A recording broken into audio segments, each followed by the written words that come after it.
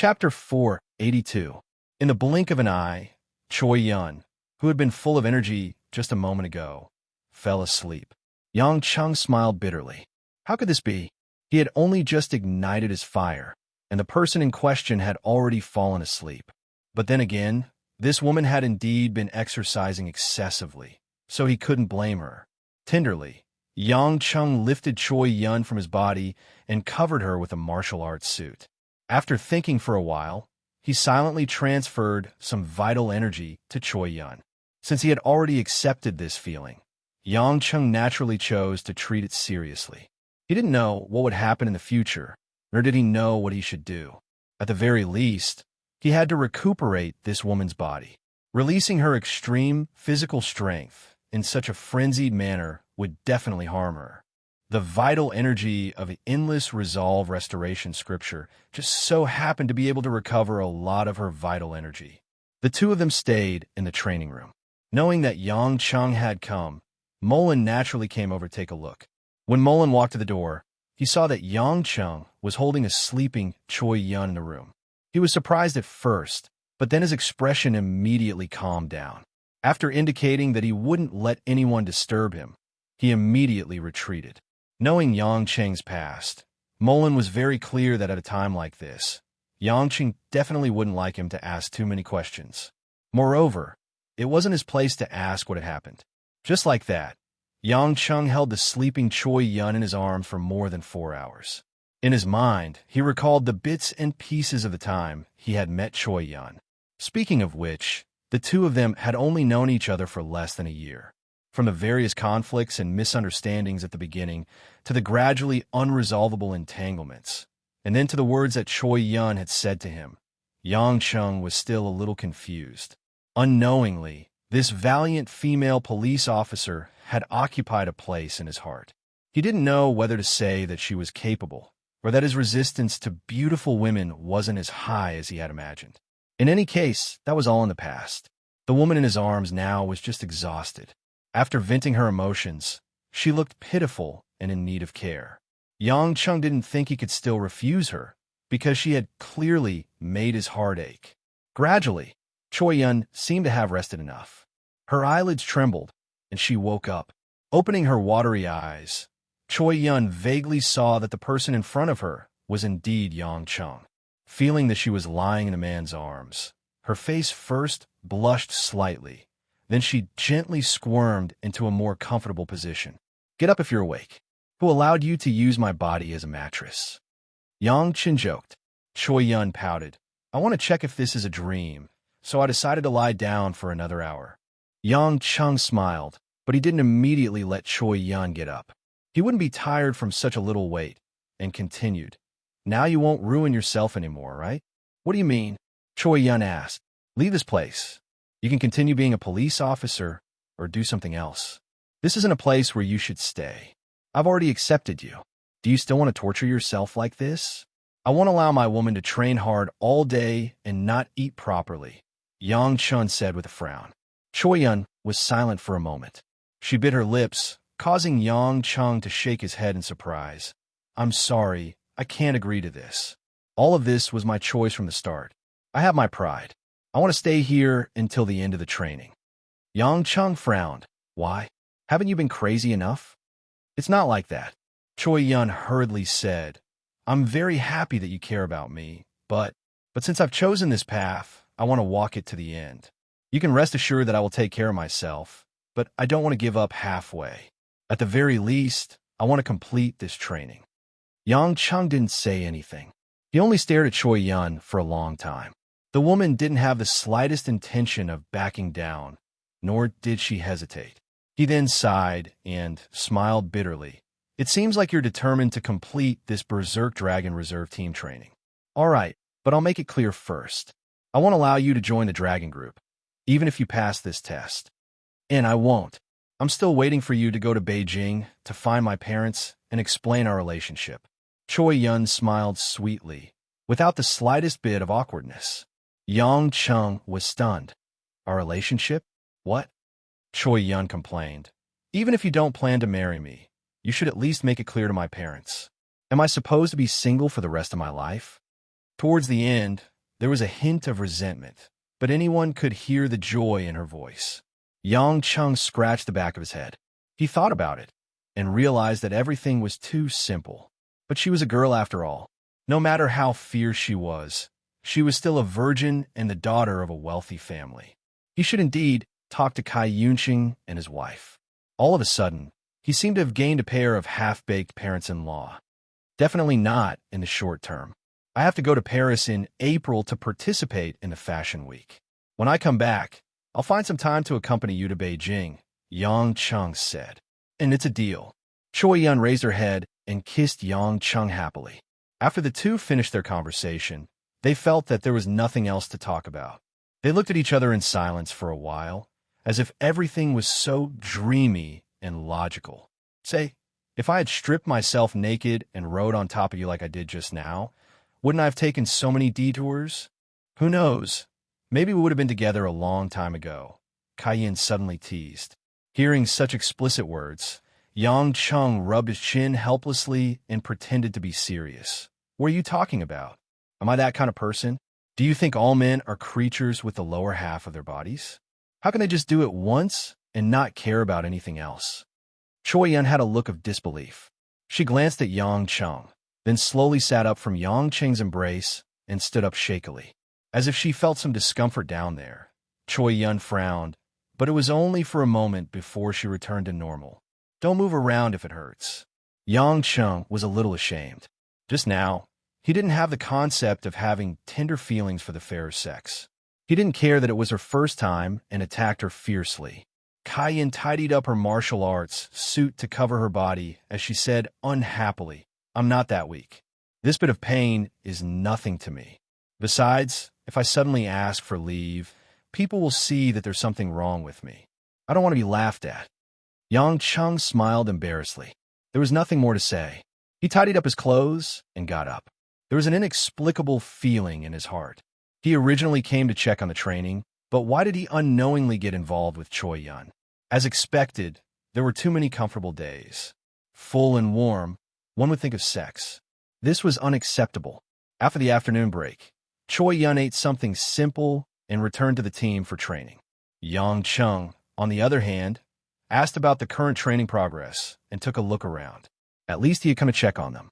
Before he knew it, it was already evening. Before Yang Chung left the training base, he wondered if he should ask Mullen to take special care of Choi Yun. But after thinking about it, it wouldn't be good if the strong-willed woman sensed it. So he gave up on the idea. Just as he was about to drive home, his phone vibrated. Yang Chung looked at it and saw that it was Mother Wang calling. Wang Ma, I was just about to head back. I'll head back home for dinner today. Yang Chen thought that Wang Ma was asking if he would return home for dinner. Mother Wang said on the other end of the phone, Young master, it's not about that. There's a situation at home. I want to ask if you can come home earlier. What situation? Yang Chung frowned. Could it be that someone went looking for trouble again? That couldn't be right. Xiang Wei lived next door. If something dangerous had happened, it should have been stopped by Xiang Wei's subordinates. Yes, there was a young man who looked rather imposing. He purposely came to the door and said that he was Jinxiu's relative, but you know Jinxiu's temper. She's usually well-behaved, but when it comes to this kind of thing, she can't control herself. I don't know what to do. Jinxiu's relative? Yang Cheng's mind was filled with doubts. Jinxiu had said that her mother had passed away, and her father had abandoned her and her mother when she was young. Could it be the father who ran away? But that couldn't be right. Why would he suddenly find Jinxiu at this time? Moreover, Mother Wang said that he was a relative. In other words, it was hard to say who Jinxiu's relative was. Mother Wang, I'll go back immediately. Don't let Jinxiu do anything stupid, Yang Chung said immediately. Hey, that young man is at the door with a group of people. Jinxiu is crying. I really don't know what to do. Yang Chung frowned, hung up the phone, and immediately started the car to go home. He sped all the way and arrived outside the wall of his house in just 20 minutes. As soon as Yang Chung got out of the car, he saw that there were 3 solemn black Mercedes-Benz S600 parked outside the gate. There were at least 6 black-shirted bodyguards standing there, scrupulously inspecting the situation outside. The door was open. Obviously, someone had entered the house. Just as Yang Cheng was about to enter the door, he was stopped by two bodyguards. "Sir, please prove your identity," one of the bodyguards said. When Yang Cheng heard this, he realized that the bodyguard was speaking Korean. Upon closer inspection, he realized that this group of people were indeed Koreans. Yang Chen chuckled and said in Korean, "I'm the master of this house. Can I go home?" The bodyguard was stunned. He was surprised by Yang Cheng's standard Korean and was even more suspicious of the contents of Yang Cheng's words. "Get out of the way and invite this gentleman in." A magnetic male voice came from the courtyard. He was also speaking in Korean. The bodyguard immediately moved to the side and gestured for Yang Cheng to come in. Yang Cheng was a little depressed. Why did he have to be summoned by someone when he went home? Walking into the courtyard, a gentle young man wearing a casual suit with long hair that reached his ears and gold-rimmed glasses came out to welcome him. The young man's smile was gentle. His skin was fair and clear. Under the evening sun, he looked peaceful. Beside him was a man who looked like an assistant. However, Yang Cheng could tell that this person was skilled.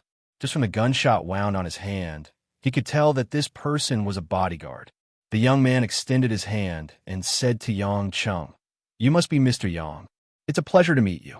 I'm Park Jong-yun, Su Jinxio's cousin. I've been waiting for a long time." Park Jong-yun spoke in fluent Chinese. The expression on his face did not seem fake. He was indeed very happy. Yang Cheng shook hands with him. In his heart, he was muttering, "I didn't think that the day was strange this morning. Why did I suddenly go to the Choyun? Why did Jinxio's cousin pop out of nowhere?" Chapter 483. "You're saying that you're Jinxio's cousin? Are you sure you're talking about our Jinxio lass?" Yang Cheng asked suspiciously. Park Jong-yun smiled bitterly. "Yes, I'm sure. Although I only confirmed it with my men's report 2 days ago. We've been looking for her for so many years. There's no way I'm wrong. Su Jinxio is indeed my pitiful long-lost cousin." Yang Cheng lifted his head and glanced at Jinxio's room on the second floor. Although the curtains were drawn, Yang Cheng's eyesight was excellent. He could tell that Jinxio had secretly opened a gap and was watching his conversation with Park Jong-yun.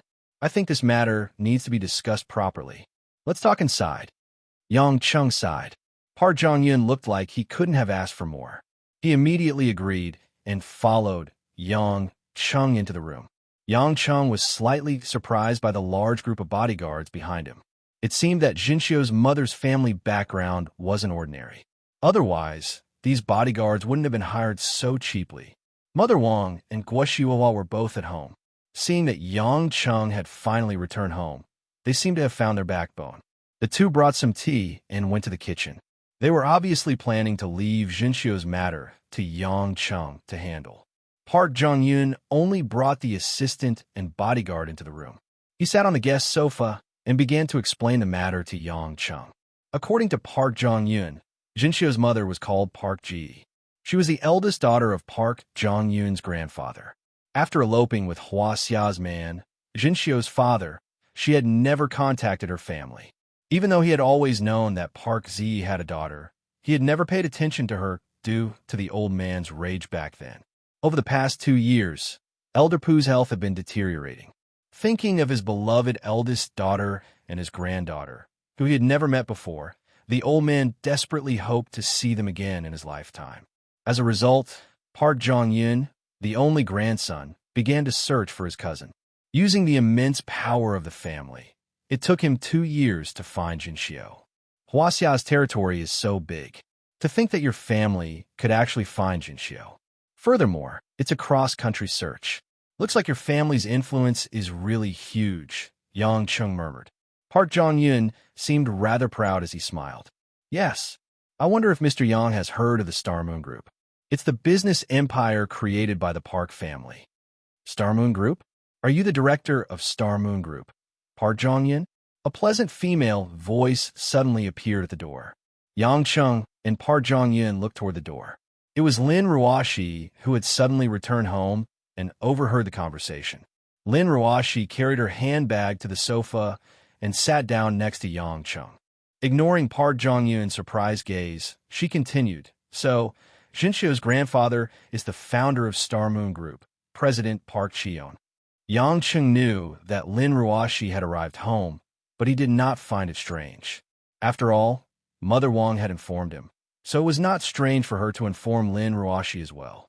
However, Park Jong-yun seemed to be momentarily stunned by Lin Ruoshi's appearance. It took him some time to regain his composure and smiled awkwardly. "Yes, my grandfather is Park Cheon. You must be General Lin of Yu Lei International. It's a pleasure to meet you in person." Yang Chung did not know much about Star Moon Group. He turned around and asked curiously, "Honey, is that Star Moon Group very famous?" Lin Ruoshi frowned slightly. She was not used to being called honey by Yang Chung in front of outsiders. Fortunately, she did not have the habit of being shy. She explained helplessly, "Star Moon Group is one of the largest conglomerates in Korea. The chairman, Mr. Park Cheon, is a legendary businessman in Korea. Star Moon Group has a large stake in Korea's automobile and electronics industry. It also owns various chain brands in the real estate and tourism industry. Mr. Park Cheon has been listed as one of Asia's top 10 richest men for almost 10 years in a row. Star Moon Group's assets are estimated to be more than 100 billion USD. It's a very impressive family business in Asia." Yang Chung whistled. It seemed that Jinxiu's grandfather was a thoroughly wealthy man. Although he did not care much about money, he had a general understanding of the concept of 100 billion USD. At the very least, someone like Lin Ruoshi, who had more money than she could spend in a few lifetimes, was still far from 100 billion USD. General Lin is indeed the most dazzling star in the business world in recent years. Although Star Moon Group has achieved great results, my grandfather has always kept a low profile, so we are not very well known. I didn't expect General Lin to be so familiar with it. I'm a little embarrassed," Park Jong-yun said humbly. "You're also very capable. To be able to become the director of Star Moon Group in your 20s proves that you're a qualified successor." Lin Ruoshi said. No. Park Jong-yun quickly waved his hand. "I'm only temporarily helping my grandfather manage the company. I have no intention of taking over Star Moon Group. The reason why I'm in such a hurry to look for cousin Jinxiu is because my family hopes that she can return to Korea and take over Star Moon Group for my grandfather." "What? You're talking about Jinxiu?" This time, even a usually calm Lin Ruoshi was taken aback. She frowned. "Jinxiu is just a child who has just turned 18. Do you think it's possible for her to return to Korea and take over Star Moon Group? I understand your concerns, General Lin, but we will support cousin. Letting aunt's daughter take over Star Moon Group is my grandfather's long-cherished wish. We will help him fulfill it." Park Jong-yun stood up sincerely and bowed. "I hope that the two of you can help me persuade cousin to return to Korea with me. We will make it up to her for all the hardships she has suffered all these years." Looking at Park Jong-yun's reddened eyes, Yang Cheng opened his mouth but did not know what to say. Lin Ruoshi also became silent. Although she felt that everything was too sudden, it seemed to be true. Just when the three of them were silent, a sound came from the stairs. Yang Chung and the other two turned their heads and saw Jinxiu, whose eyes were red and swollen from crying, finally coming down the stairs. "Cousin, I'm really your relative. Please come back to Korea with me." Park Jong-yun hurried forward and looked at Jinxiu with infinite hope. Jinxiu's hair was a little messy.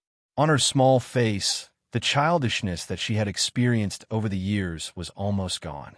After the baptism of tears, her beautiful oval face revealed a bit of mature stubbornness. "I won't go with you. You don't have to waste your breath. If it wasn't for you villains, my mother wouldn't have to elope to Huaxia. If it wasn't for all of you, my father's business wouldn't have gone bankrupt, and he wouldn't have abandoned us.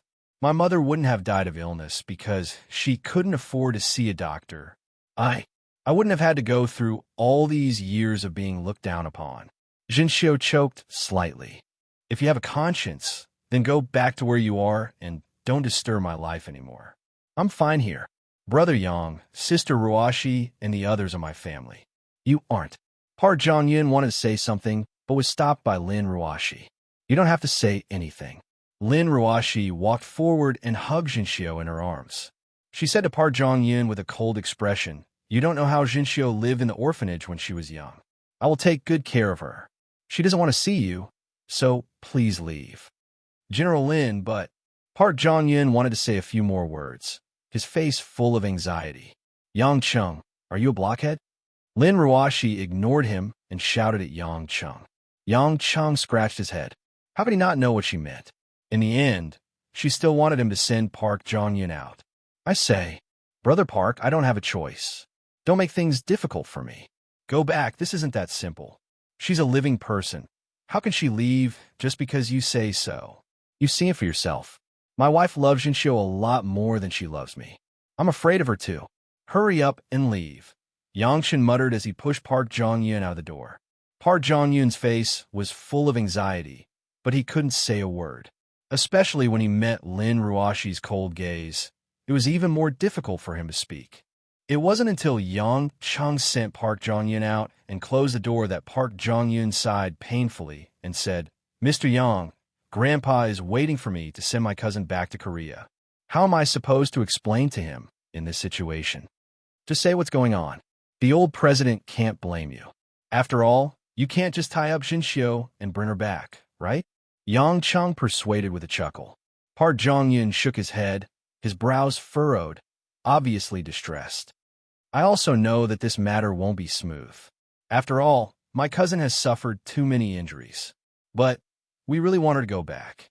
Park Jong-yun raised his head and said solemnly, Mr. Yang, although I can't bring my cousin back to Korea today, I will come again. I hope that Mr. Yang and General Lin can help us persuade my cousin. After all, Star Moon Group is my cousin's home. Yang Chung readily agreed. All right, no problem. I will definitely help you. He thought to himself, I can't even handle my own wife.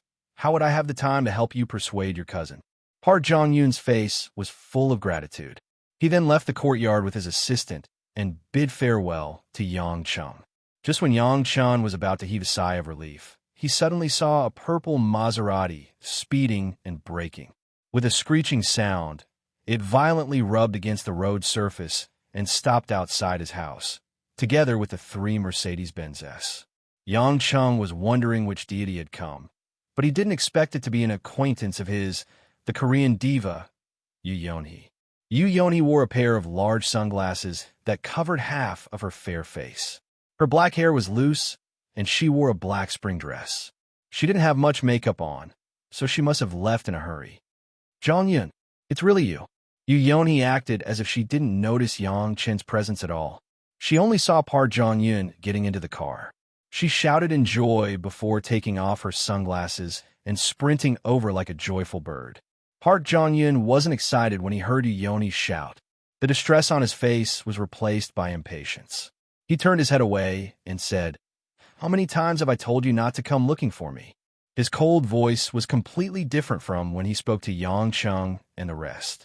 Yoo Yeon-hee seemed to have been struck by lightning. She ran to Park Jong-yun and stood there for a long time. Her beautiful eyes instantly became moist, revealing a pitiful expression. The sudden scene made Yang Chung, who was about to turn around and go home, stop what he was doing and watch with great interest. It seemed that Park Jong-yun and Yoo Yeon-hee had something going on. That's right. One was the grandson of a rich man, while the other was a superstar. In ancient times, they would be considered as singers. What a pair of heartbreakers and infatuated women. Wasn't this an old plot of the high society in movies? Chapter 484. Park Jong-yun didn't seem to care about Yoo Yeon-hee. There wasn't much affection in his eyes for the popular diva who had captivated thousands of fans and swept through Asia. In fact, there was even a tinge of disgust. Don't do it again. I've already told you that I have no feelings for you, Park Jong-yun said as he prepared to return to his car. Yoo Yeon-hee shouted, You're lying. You're lying. You're just afraid that people will gossip about you. There's no way you won't love me. Park Jong-yun, who was about to enter the car, frowned and sneered. Gossip? If I'm afraid, I wouldn't have started with you back then. I can only say that you're too arrogant. You're beautiful, but I don't need a peerless beauty. Yoo Yeon-hee, there's a limit to my patience. Don't challenge my bottom line. You, how dare you? Impossible. Didn't you come all the way to Zhonghai to see me? Yoo Yeon-hee shrieked. Yoo Yeon-hee suddenly realized something. She turned around and saw Yang Chung, who was watching the show with a smile on his face. Yu Yonhee seemed to have realized something when she saw Yang Chung. She turned around and looked at Park Jong-yun. So that's it? Yu Yonhee mumbled to herself for a while, before she suddenly laughed at herself. I see. Park Jong-yun. Yu Yonhee laughed so hard that she swayed back and forth. In the end, she stopped laughing and glared at Yang Chun fiercely before turning to Park Jong-yun. Your nose sure is sensitive, but don't get too cocky. I'm not stupid, and neither are others. Park Jong-yun, I'll make you kneel before me again. When that time comes, I'll make you lick my toes. Park Jong-yun's eyes gleamed coldly. Crazy woman, I have no idea what you're talking about. Park Jong-yun then gestured for his bodyguards to get into the car while he sat in the Mercedes-Benz in the middle. Park Jong-yun rolled down the window and smiled politely at Yang Chung. Mr. Yang, please don't let that crazy woman affect your mood. I hope to receive your sincere help, and I will definitely reward you handsomely. Yang Chung grinned. You're welcome. As he spoke, he waved goodbye. After Park Jong-yun left with his men, Yu Yonhee glared at Yang Chun hatefully. She then sneered and returned to the Maserati she came from. She then left with Yang Chun. Yang Chun yawned and turned around, bored. He looked up and saw Lin Ruoshi standing in front of the door, looking at him silently. As Yang Chun walked back to the house, he smiled and said, Ruoshi, babe, you missed a good show. Don't you usually like to watch Korean dramas? It was a real Korean drama, just now. What did they say? Lin Ruoshi ignored Yang Cheng's joke and asked directly. Since Park Jong-yun and Yu Yonhee spoke in Korean, Lin Ruoshi couldn't understand them. Yang Chen shrugged. It's just some boring stuff about a heartless man and an infatuated girl. Who knows? These kinds of things are the most inexplicable. Lin Ruoshi nodded. Her cold face revealed a hint of melancholy. She sighed and said, I don't think this is right. What's wrong? Yang Chung stood at the door and asked with a smile. Lin Ruoshi's eyes were clouded with suspicion. Compared to her usual cold and indifferent face, there was a hint of humanity in her eyes. I have a feeling that Park Jong-yun's motive isn't that simple. Furthermore, Yu Yonhee's background isn't simple either. Although I haven't investigated it, they should be related in some way. Jinxio's emotions are very unstable right now. There are some things that I can't say in front of her, but I have a bad feeling about it, Lin Ruoshi said softly. Yang Cheng's eyes flickered with clarity. He retracted the smile on his face and snorted. It would be weird if this matter was that simple. Lin Ruoshi raised her head and asked suspiciously, Did you notice something earlier? In fact, the reason why she brought it up was to get confirmation from Yang Chung. She knew that Yang Cheng's thoughts weren't as shallow as they seemed. Yang Chung didn't hide it and said frankly, I originally wanted to just let it be. After all, they're nothing special. But since Ruoshi Babe wants me to say it, then I'll say it. I don't believe that an international conglomerate with assets of over 100 billion would be willing to hand over their power to a girl who's not even 20 years old. She doesn't know anything and has been separated from her since she was young. There's no flaw in Park Jong-yun's act, but only a ghost would believe his words. However, it's also because his act is flawless that we have no reason to stop Jinxio from returning to Korea. Even if Jinxio says that she doesn't want to return now, it doesn't mean that she won't in the future. Blood is thicker than water. As for whether Star Moon Group is Jinxio's home, I don't have much doubt about that. Lin Ruoshi's eyes flashed coldly. Why would they do that? Is there anything on Jinxio that they covet? Could it be that Jinxio hasn't suffered enough all these years? I'm not sure about that. From the looks of it, it seems that Jinxio is very important to Park Jong-yun. You just said that he's the director of Star Moon Group. To put it bluntly, he's the one in charge of many things in Star Moon Group. How could a perfect actor like him tell us the real reason why he's looking for Jinxio? Yang Chung shook his head with a smile. I'm more curious about the relationship between Yu Yonhee and Park Jong-yun. I don't think Park Jong-yun would like someone like Yu Yonhee. Even if they've broken up, I don't think that they should have a new beginning. Lin Ruoshi didn't think that it was worth pursuing. She rolled her eyes at Yang Chung and said, Just now, I felt that Jinxio shouldn't have left with Park Jong-yun. So, I didn't bother and protected Jinxio while you sent him away. Now that I think about it, although it was impolite, it was necessary. I hope that he won't disturb Jinxio again. But, It's really unbelievable that Jinxiu's background has reached such a level. Yang Chun thought to himself, your husband's background is much more interesting than that. However, he didn't say anything. He laughed and walked back into the house. Dear, don't think too much. Let's eat. Let's eat. Lin Ruoshi turned around and said in disbelief, there are so many things that you can't understand. Can't you think about how to deal with them? Jinxiu is still upstairs wiping her tears. Why aren't you going to comfort her? You only know how to eat. Yang Chung scratched his ear and pretended that he didn't hear anything. It made Lin Ruoshi gnash her teeth in anger. At the same time, Huaxia, Beijing Military Hospital. In a luxurious special care ward, outside the wide glass window, the setting sun shone into the ward with countless fiber beams. It was like the most fairy tale-like light, but it didn't make the people in the ward feel much better. On the spacious bed, on the white sheets, a man was leaning against the bed. His head was wrapped in a white cloth, and his eyes were full of gloom. Beside the man, the old butler was guarding him with fear and trepidation. The TV in the room was playing political news, but the sound was turned to the lowest. Obviously, no one wanted to hear what was inside. Suddenly, without warning, the injured man on the bed sat up, picked up the remote control in his hand, and smashed it on the big TV screen. Bang! The TV screen was completely destroyed with a violent crash. After a while, the screen made a clatter sound and then directly went out. At this moment, the two bodyguards in black at the door bent down, as if they were paying their respects to someone. A tall and straight man in a white coat, who looked like a doctor, appeared at the door. The man wore a pair of black, thin-framed glasses, and his hair was long enough to reach his shoulders. There was some stubble on his unkempt face, but it didn't lose the unruliness of a man. The white coat on his body was dyed with many colorful stains, and he was wearing a pair of old black leather boots.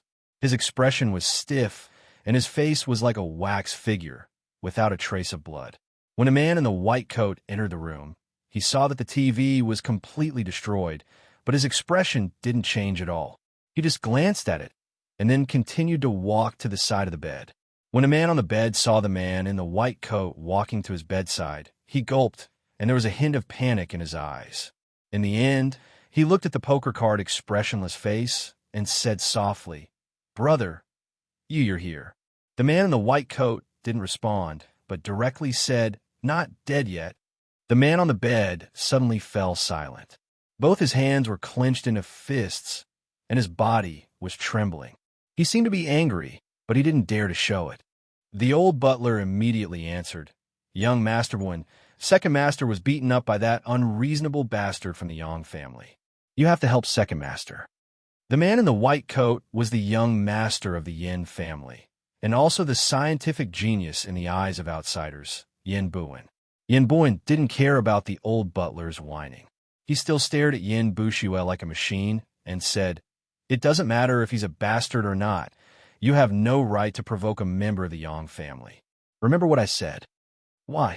Yin Bushue suddenly raised his head and said angrily, That old bastard Yang Gongming has lost his power for a long time. The Yang family only has Yang Pejuan. Now that the scandal has spread, he even lost his wife. He can't do anything big at all. Why should the Yin family fall behind the Yang family? Why should they be a member of the four major families? Yin Buin, you've been worshipped like a god by the outsiders. Are you really that cowardly? Yin Buin didn't say anything. He looked around and picked up a decorative vase from the bedside table. Bang! Bang! The vase smashed onto Yin Bushue's head with a crisp sound. The old butler screamed, but he didn't have time to stop it. Yin Bushue was dumbfounded. He felt as if his soul had been sucked out of his body. All he could feel was something hot flowing down from his head. The white cloth wrapped around his head had been dyed bright red by the blood. First of all, as long as Yang Gongming doesn't die, the Yang family will be one of the four major families. Also, you should call me Big Brother instead of my name. Lastly, it's not up to you to comment on whether I'm cowardly or not. After Yin Buin finished speaking, he threw the remaining fragments of the vase on the ground. Suddenly, he saw that his hand had also been cut by the fragments of the vase, and some dark red blood oozed out. Frowning, Yin Buin put his right hand to his mouth and stuck out his tongue to lick the blood. He swallowed and stuffed his hand back into the big pocket of his shirt.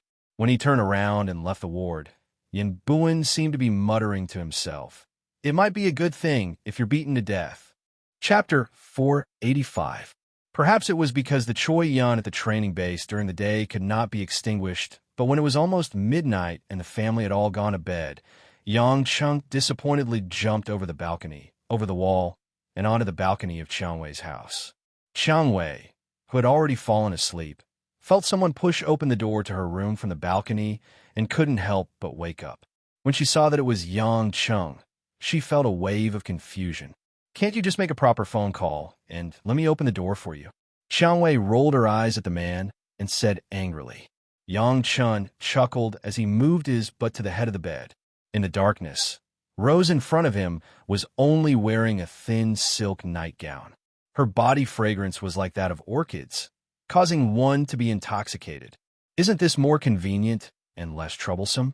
If you go downstairs and catch a cold, it won't be good," Yang Chung said. "Nonsense, am I that precious?" Chiang Wei didn't know whether to laugh or cry.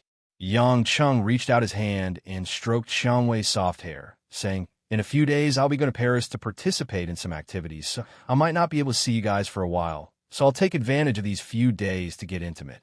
It's not like I won't come back," Chiang Wei said indifferently. "Anyway, when you're here, you often won't be able to see me." Yang Chung slapped the beauty's plump, "But what kind of temper are you having? Isn't it me who comes to see you every time? You should take the initiative to go to the company to find me. I can't ask for more." Chiang Wei smiled sweetly, but it was obvious that it wasn't her style to do so. Yang Chung mischievously rolled his eyes and said, "Go straight to Lil Chanchian's place. It's been a long time since the three of us have been together." After saying that, regardless of Chiang Wei's objections, Yang Chung directly carried Chiang Wei and quickly ran out of the bedroom. After turning around the corridor, he directly barged into Mo Chinny's bedroom. Chiang Wei, who was in his arms, was both embarrassed and anxious as she continuously slapped Yang Cheng's chest. Yang Cheng didn't care at all. He laughed and threw Chiang Wei onto Mo Chinny's bed, pressing her delicate body onto Mo Chinny's body. Just as Mo Chinny was about to fall asleep, she suddenly felt a fragrant and warm body pressing down on top of her. She was startled, but at the same time, the familiar fragrance let her know who this was. Soon after, hearing Yang Cheng's familiar evil laughter, Mo Chinny blushed and immediately understood what was going on. "It's so late at night, yet you're not resting properly. You're only thinking of doing bad things," Mo Chinny muttered. Yang Chung untied the restraints on his body and directly threw himself between the two women. He held one in each hand and could feel the full bulge on both sides of his chest. He was extremely satisfied. After letting out a sigh of relief, Yang Chung kissed the left and right respectively before saying, "I won't torture you tonight. Whoever is willing can come up by themselves." After saying this, he waited for a while, only to discover that Chiang Wei and Mo Chinny were completely silent, as if they had fallen asleep. Yang Chung felt a sense of defeat and could not help but say, "You guys are so uncooperative that I am very disappointed. It seems like I still have to set an example. You just said you wouldn't torture us." Chiang Wei said in dissatisfaction. How could Yang Chung care so much? He directly pounced on the woman's body and said, "It was just before midnight just now. It's already past midnight now, so it counts as another tonight. So what I said just now doesn't stand." All the voices of resentment and opposition seemed pale and powerless. The night went on and on until dawn. The next morning, Yang Chung came to the office full of energy. As Anshin had to participate in the final hosting of Star of Yulei, she did not come to work, which made Yang Chung feel a little bored. After reading some random news and listening to Wang Jia and Zhao Tang's reports, it was almost lunchtime. Just when Yang Chan was thinking about who he should invite for lunch, or maybe he should just go to Yulei's restaurant to eat something, his phone vibrated. He picked it up and saw that it was Jane. This woman would never have the time to call him when she was working.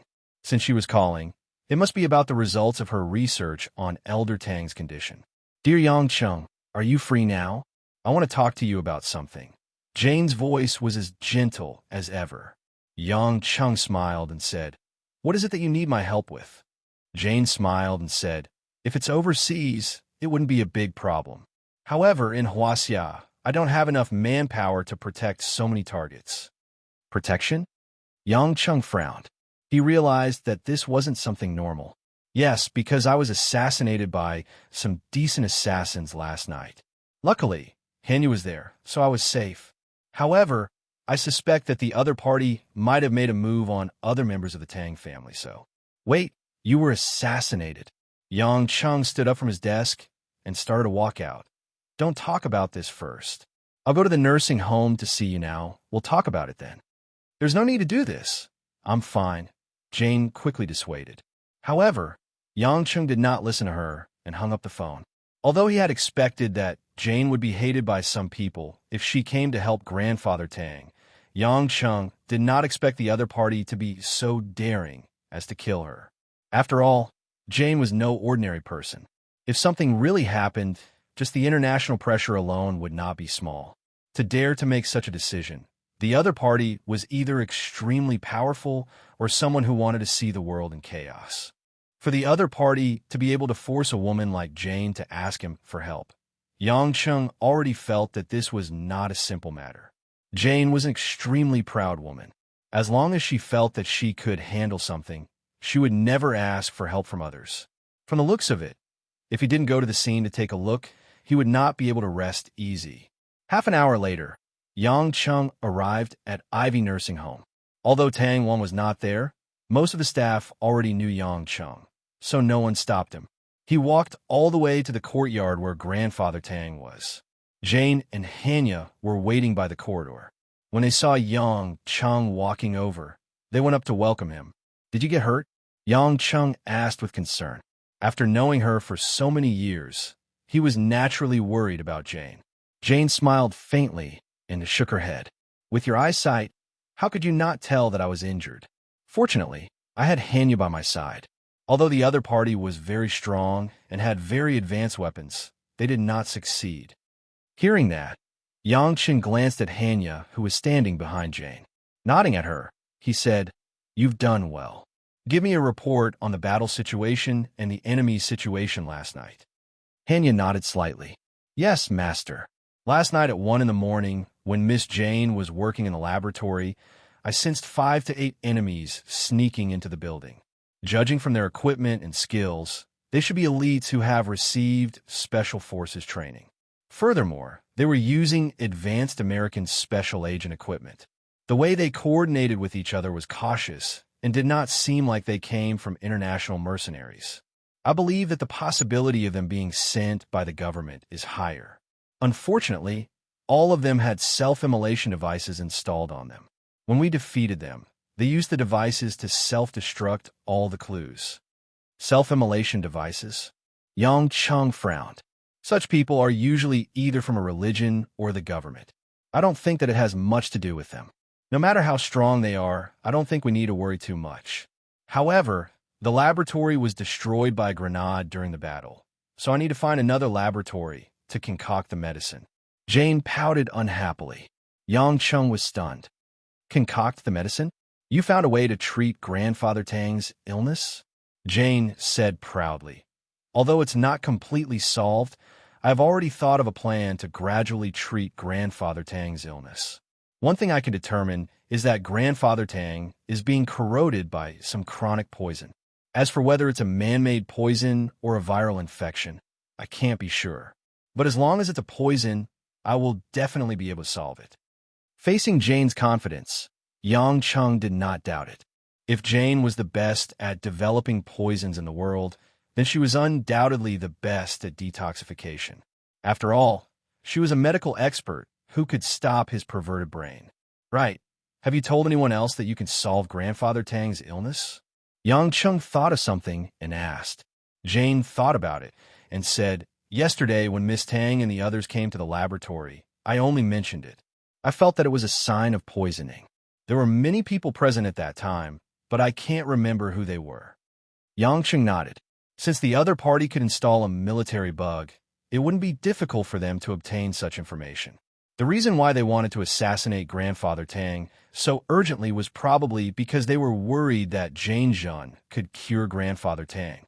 In that case, you want me to help you because you want me to find some people to protect Grandfather Tang. Yang Cheng said, Yes, I feel that ordinary bodyguards won't be able to protect Grandfather Tang. Jane smiled and said, Aren't the best special forces in the world under my dear His Majesty Pluto? Yang Chen smiled and tapped on Jane's forehead. You're making it sound nice. Got it. I'll ask Mullen to send the rest of the Sea Eagles here. There won't be any problems. After chatting for a while, Tang Wan's younger sister, Tang Xen, brought a few nurses to bathe Grandfather Tang. Yang Cheng and Jane didn't want to keep watching, so they went to the sanatorium's cafeteria for lunch. Although there had been some commotion last night, Tang Wan had always been a swift and decisive person in the business world. She was not careless in dealing with such things. The corpses that had been incinerated were all cleaned up, and not a single word leaked out. After lunch, Jane brought Hanya to another laboratory to continue concocting medicine. Yang Cheng, on the other hand, planned to go to the television station to see how the star of Yu Lei's final rehearsal was going. He also wanted to check on Hui Lin's condition.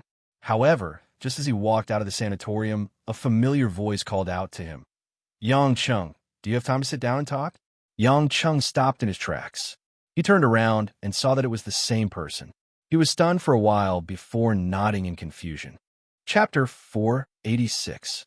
There was a large forest outside the sanatorium.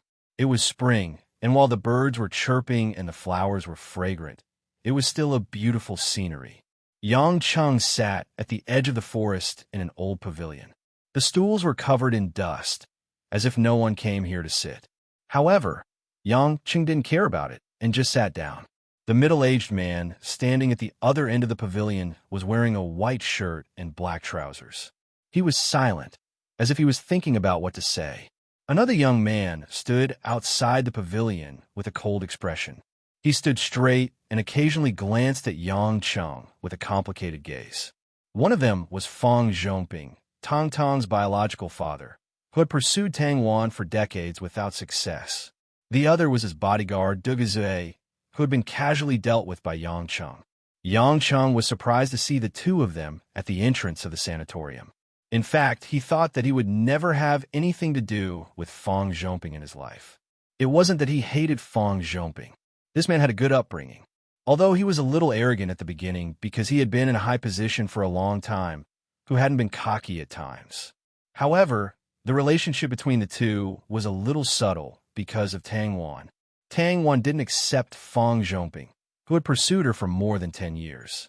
Instead, she took the initiative to express her affection to Yang Cheng, who had only known her for less than a year.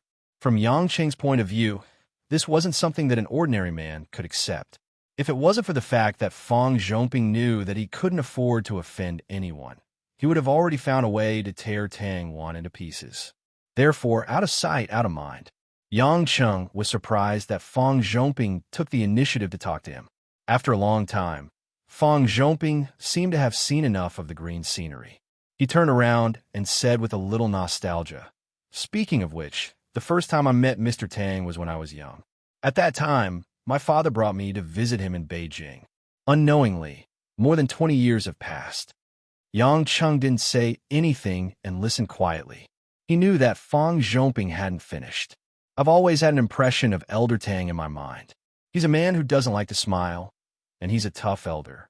A few days ago, I had a meeting in Beijing and wanted to visit him, but I didn't expect to hear the news that old Master Tang was sent to Zhonghai to recuperate. Fang Zhongping frowned and said, Today, seeing old Master Tang suddenly like this, my heart is very uncomfortable.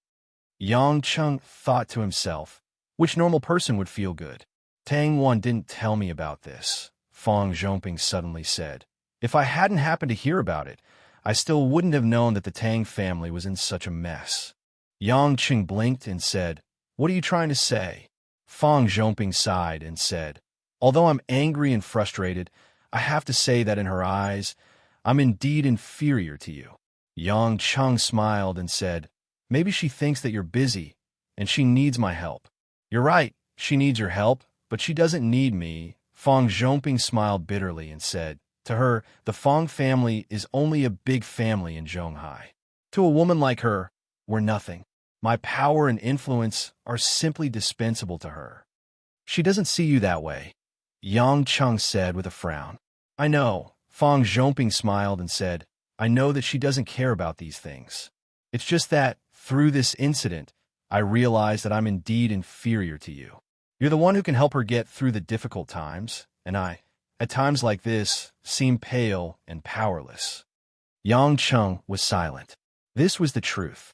The enemy that Tang Wan was facing was obviously not someone that a small party secretary like Fang Zhongping could deal with. I heard that you helped her find Miss Jane from the Royal Academy of Sciences to treat the old man. I've heard of Miss Jane's name.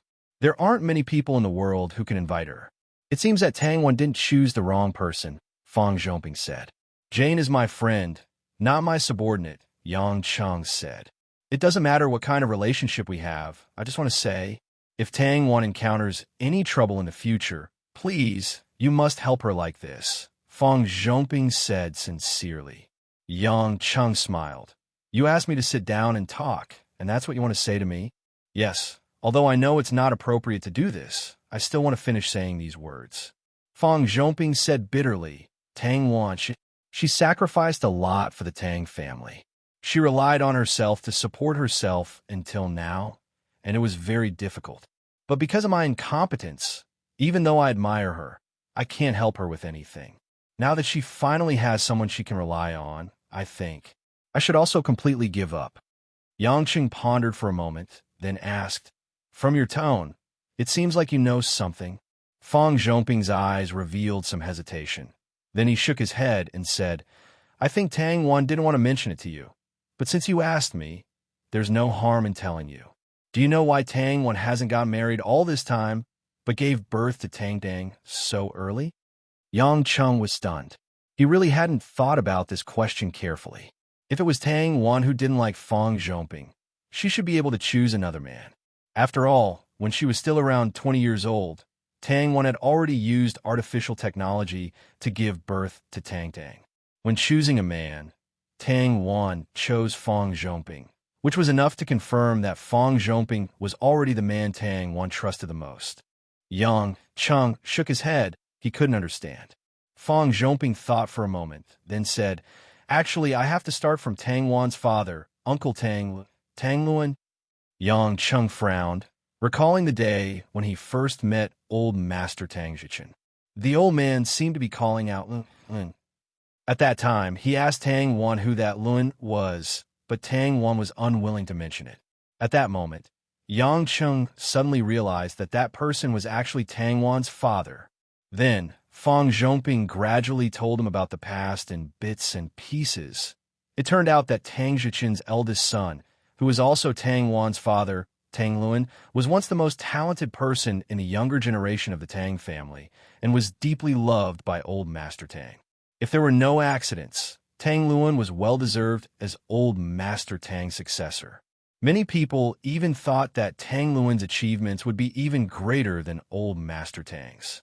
However, things didn't go according to one's wishes. Although Tang Luan was glorious on the outside, he had unknowingly planted some dark seeds in his heart. Perhaps Tang Luan had been oppressed by all sorts of halos since he was young, so he needed a way to vent his emotions. In the end, he turned those negative emotions into family violence. Not long after Tang Wan's younger brother, Tang Ju, was born, Tang Luan's mental illness had reached an unprecedented level.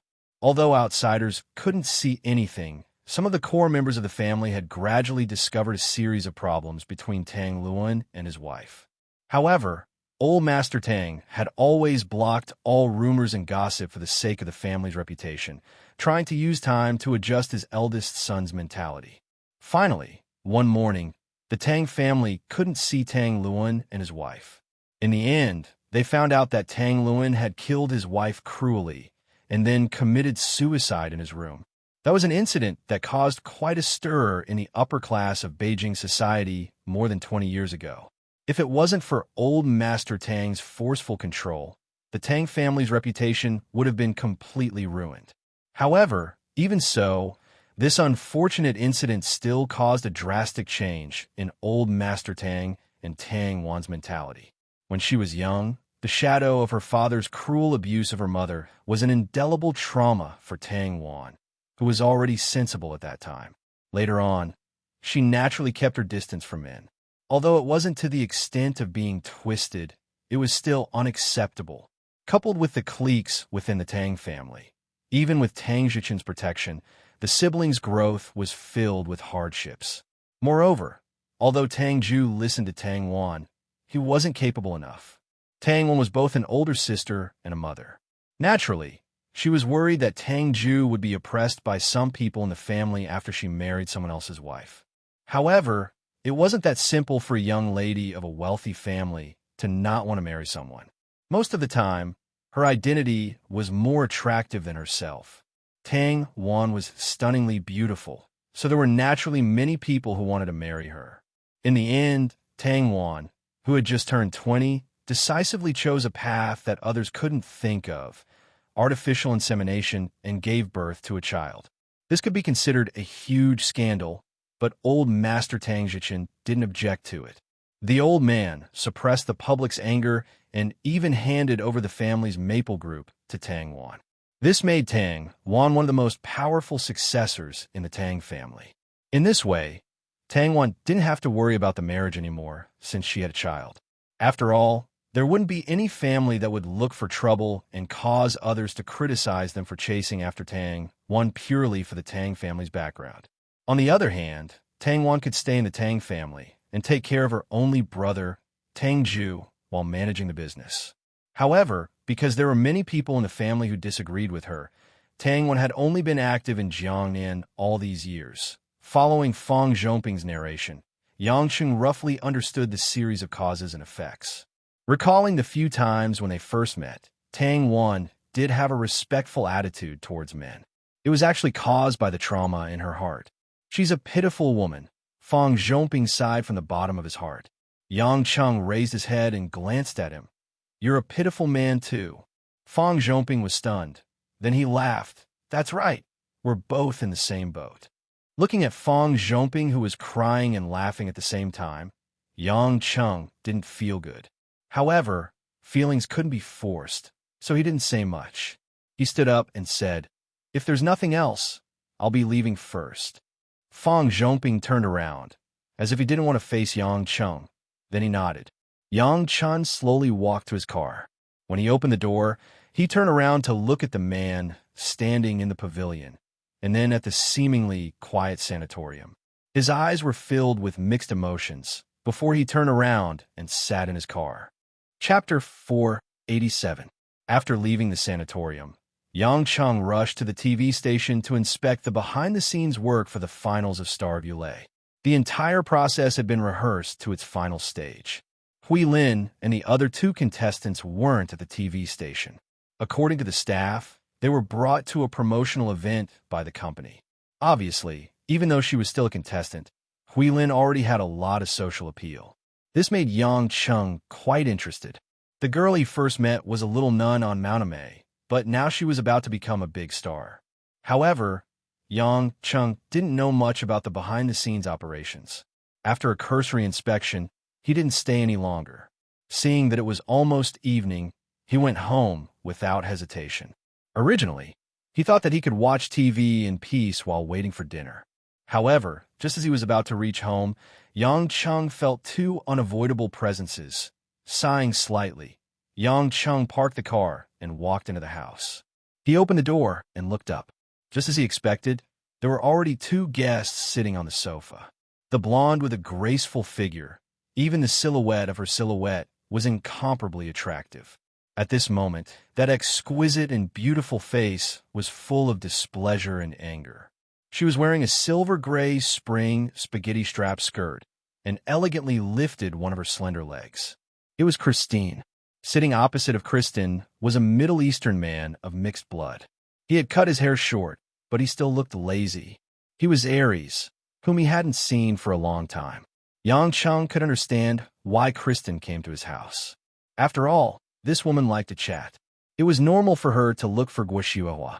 Moreover, The finals of Star of Ulay were coming soon. She had nothing else to do in Huaxia. But didn't Ares, the god of war, return to the Middle East? Didn't he go to look for the lost god stone? Why didn't he tell me that he was sitting on the sofa at home? What made Yang Chun even more depressed was that Kristen and Ares were like enemies who had a grudge against each other. Although nothing happened on the surface, they were actually staring at each other with disdain in their eyes. "You're back." Kristen didn't turn around, but she still greeted Yang Chung. Ares glanced at her, but didn't say anything. Frowning, Yang Chung walked up to them and sat on the sofa between them. He said to Ares, "I don't remember being so close to you. Why didn't you tell me that you came to my house? I can sit wherever I want. You should feel honored. In my house in the Middle East, the sofas were all made of gold and deerskin. I might not even sit on your lousy sofa, even if you asked me to," Ares said proudly. Yang Chun didn't have the time to compete with this nouveau riche. Sighing, he said, "What's the matter? Also, why are you two together? Don't associate me with him." Kristen cursed loudly. "Damn it, this wild boar won't change his shit-eating temper even if he reincarnated 100 times. Just because I didn't want to fight him, he smashed my new Ferrari 250 GTO because he was unhappy." 250 GTO. Puzzled, Yang Chung asked, "Isn't that a Ferrari from the 60s and 70s? You're still buying a vintage car?" Ares said disdainfully, "It's just a little more than 10 million USD. At most, I'll give you 20 million. Women are women. You can't buy it, even if you have the money. That car is out of print." Kristen screamed. She did not have the demeanor of an international superstar. At this moment, Wishiwahua, who was busy in the kitchen, came out with a plate of brewed tea. She smiled and said, "You're all Yang Cheng's friends. Why are you fighting? Come, Miss Kristen, Mr. Olinos, this Shenyang Maojian tea is the newest tea in our house. Try it. People from Middle East and America probably don't drink green tea." Kristen only calmed down a little when she saw Guoshiwahua. She took the teacup from Guoshiwahua, but still glared at Ares angrily. The green color of the Maojian tea looked very tempting. Of course, for Kristen and Ares, this top-grade green tea that cost thousands of yuan per caddy was just an ordinary beverage with a nice color. Ares was expressionless. He didn't even say thank you. He took the teacup and took a sip. "Ah, the water is still hot," Guoshiwahua hurriedly reminded him. Ares didn't feel anything. He nodded and said, "It's good." Guoshiwahua felt like she was choking. She sighed in her heart. "Why does my son have such strange friends? Is his throat made of iron? You guys continue chatting. We'll go in and cook." Guoshiwahua felt a little uncomfortable. She gestured for Yang Chung to take good care of them and returned to the kitchen. When Guoshiwahua returned to the kitchen, Ares looked at Yang Chung strangely. He seemed to find it strange that Yang Chung had a mother and lived with him. After a while, he said, "Hades, I didn't find the god's stone." Yang Chung was stunned. He smiled and said, "You want to talk to me about this? Do you suspect that I did something to it?" "No," Ares said in disdain. "You can't use a camouflage technique to fool me." "What an arrogant and boastful guy," Christine muttered and glanced at Ares with disdain. Ares stood up abruptly, his eyes wide open. He pointed at Christine and said angrily, "Aphrodite, do you want to fight me?" "You bull, don't point your finger at a lady. I won't fight you." Kristen snorted and turned her head to ignore him. Ares' mouth twitched, but he didn't flare up. He sat down again and said, "I came here to fight this hateful woman. But since she's so timid, it's meaningless for me to force her to fight. I also remembered that you're here, so I came to ask if there were any clues about the Godstone. It seems that you didn't find it either." "It's not that I didn't find it." Yang Chung took a sip of tea and said, "It's that I didn't want to look for it." Ares' eyes flashed with doubt. "Why? Don't you know what the Godstone represents?" "I know. Unraveling the secret of the Godstone will give you a power higher than the God level. You can even break through the limits of space," Yang Chung murmured. "Since you know, then why? Because I want to enjoy my life in peace." Yang Chung pointed at Kristen. "You're not the only god. Aphrodite didn't steal the Godstone either, right? I'm an employee of my company, and she's an international superstar. The others, I don't know what they're doing recently, but they should be doing what they like. Although I don't understand why you and Athena have to fight to the death, At least most of us don't care too much about that thing. Whether it's breaking through to the God level or breaking through the limits of space, as long as the world isn't in chaos, as long as I and the people I care about aren't hurt, I actually hope that the God Stone will disappear. Ares snorted. It's not that they don't want to get the God Stone. No one can resist its temptation. The God Stone can let you shed your mortal body and become a god. Isn't that amazing enough? For us Protoss, this is of great significance. It's just that they know they can't beat me and Athena, so they gave up the fight. Zeus didn't participate, and Poseidon didn't participate. Do you dare to fight them? You only know how to brag. Kristen muttered again. Ares blushed, but pointed at Kristen and said, "Woman, don't challenge my limits. Those two cowards, if they dare, why don't they fight me?" You? They don't even want to fight you, except for you. We all know that Athena is as powerful as Zeus, and even Poseidon is one level lower. As for you, they just don't want to fight you, Christine said, rolling her eyes. That's right. You're the only one. Nonsense. 500 years ago, didn't Athena rely on her prophecy to defeat me? That doesn't count. Athena didn't even use a divine artifact. Do you think she used her full strength? She just happened to be reincarnated. Kristen sneered. All right. Stop talking. Yang Chung quickly smoothed things over and said, I really don't know where the God Stone is. As for you, continue to look for it if you want. Don't lose your temper in my house. Oh no, where I can feel it. I still need to eat with my family. My wife and sister have to go home later. I don't want you to scare them. Go do what you need to do. Ares was exasperated, but he had nothing to say. He glared at Christine and left the hall in a flash. He didn't even bother to say goodbye. Yang Chun rubbed the back of his head. Actually, he wanted to continue listening about the other gods, but if he continued to provoke Ares like this, he reckoned that this fellow would smash the entire Zhonghai into pieces. He didn't dare to be careless. Aren't you leaving? Why are you smiling like a fox? Yang Chung turned around and asked Kristen. Kristen stretched. Her enchanting figure was enough to make any other man go crazy. She smiled charmingly and said, I'm so happy. I almost made that bull go crazy. There's nothing to be happy about. That's his temper. But you're really unlucky. I remember he went to the United States to look for you. Why'd he find you in Zhonghai this time? Yang Chung spread out his hands. Kristen pouted. His nose is so sensitive. No one could do anything about it. Who asked him to be a wild boar? Oh, I remember. I haven't asked you last time. What was the result of your fight with Ares? Half-half, I guess. I don't know what I'm good at either. I stop when I reach the end. His spear of Ares is very powerful, Yang Chun said ambiguously. It was better not to talk about winning or losing. Kristen didn't think too much about it. Old Hades has lost his divine artifact. Without it, it's rare for you to be on par with Ares. Although he's not the strongest, he has the most experience in fighting. Yang Chung asked curiously, You just said that Zeus and Athena are the strongest among the 12 of you. He had never heard of this information. Kristen smiled. Not you us. You are now one of the 12 of us. As for whether Zeus and Athena are the strongest, although they haven't officially competed, Athena has 2 artifacts and has never lost to anyone. So if there's anyone who can beat Zeus, it can only be Athena. And that woman's wisdom. In fact, her wisdom is the most terrifying weapon. Yangsha nodded. He was just asking. He had never seen Zeus and Athena before, and he wasn't sure if they had woken up yet. So he just treated it as a passing thought. Chapter 488. When it was almost mealtime, Yang Chung tried his best to chase Kristen out of the house. If he allowed this woman to say a bunch of things to his family, he would be despised again. Yang Chung did not want his already low status in the family to suffer another setback. Of course, Guo Shuahuan nagged at him for sending the guest away, but Yang Chung was used to it. Blood was thicker than water. Although there used to be a lot of estrangement between them, they gradually got used to it after spending time together. The family sat down and was about to eat. Yang Chung was surprised to find that Lin Ruoshi was not at the table. Normally, Lin Ruoshi would be at home for dinner at this time. After all, she rarely went out to socialize.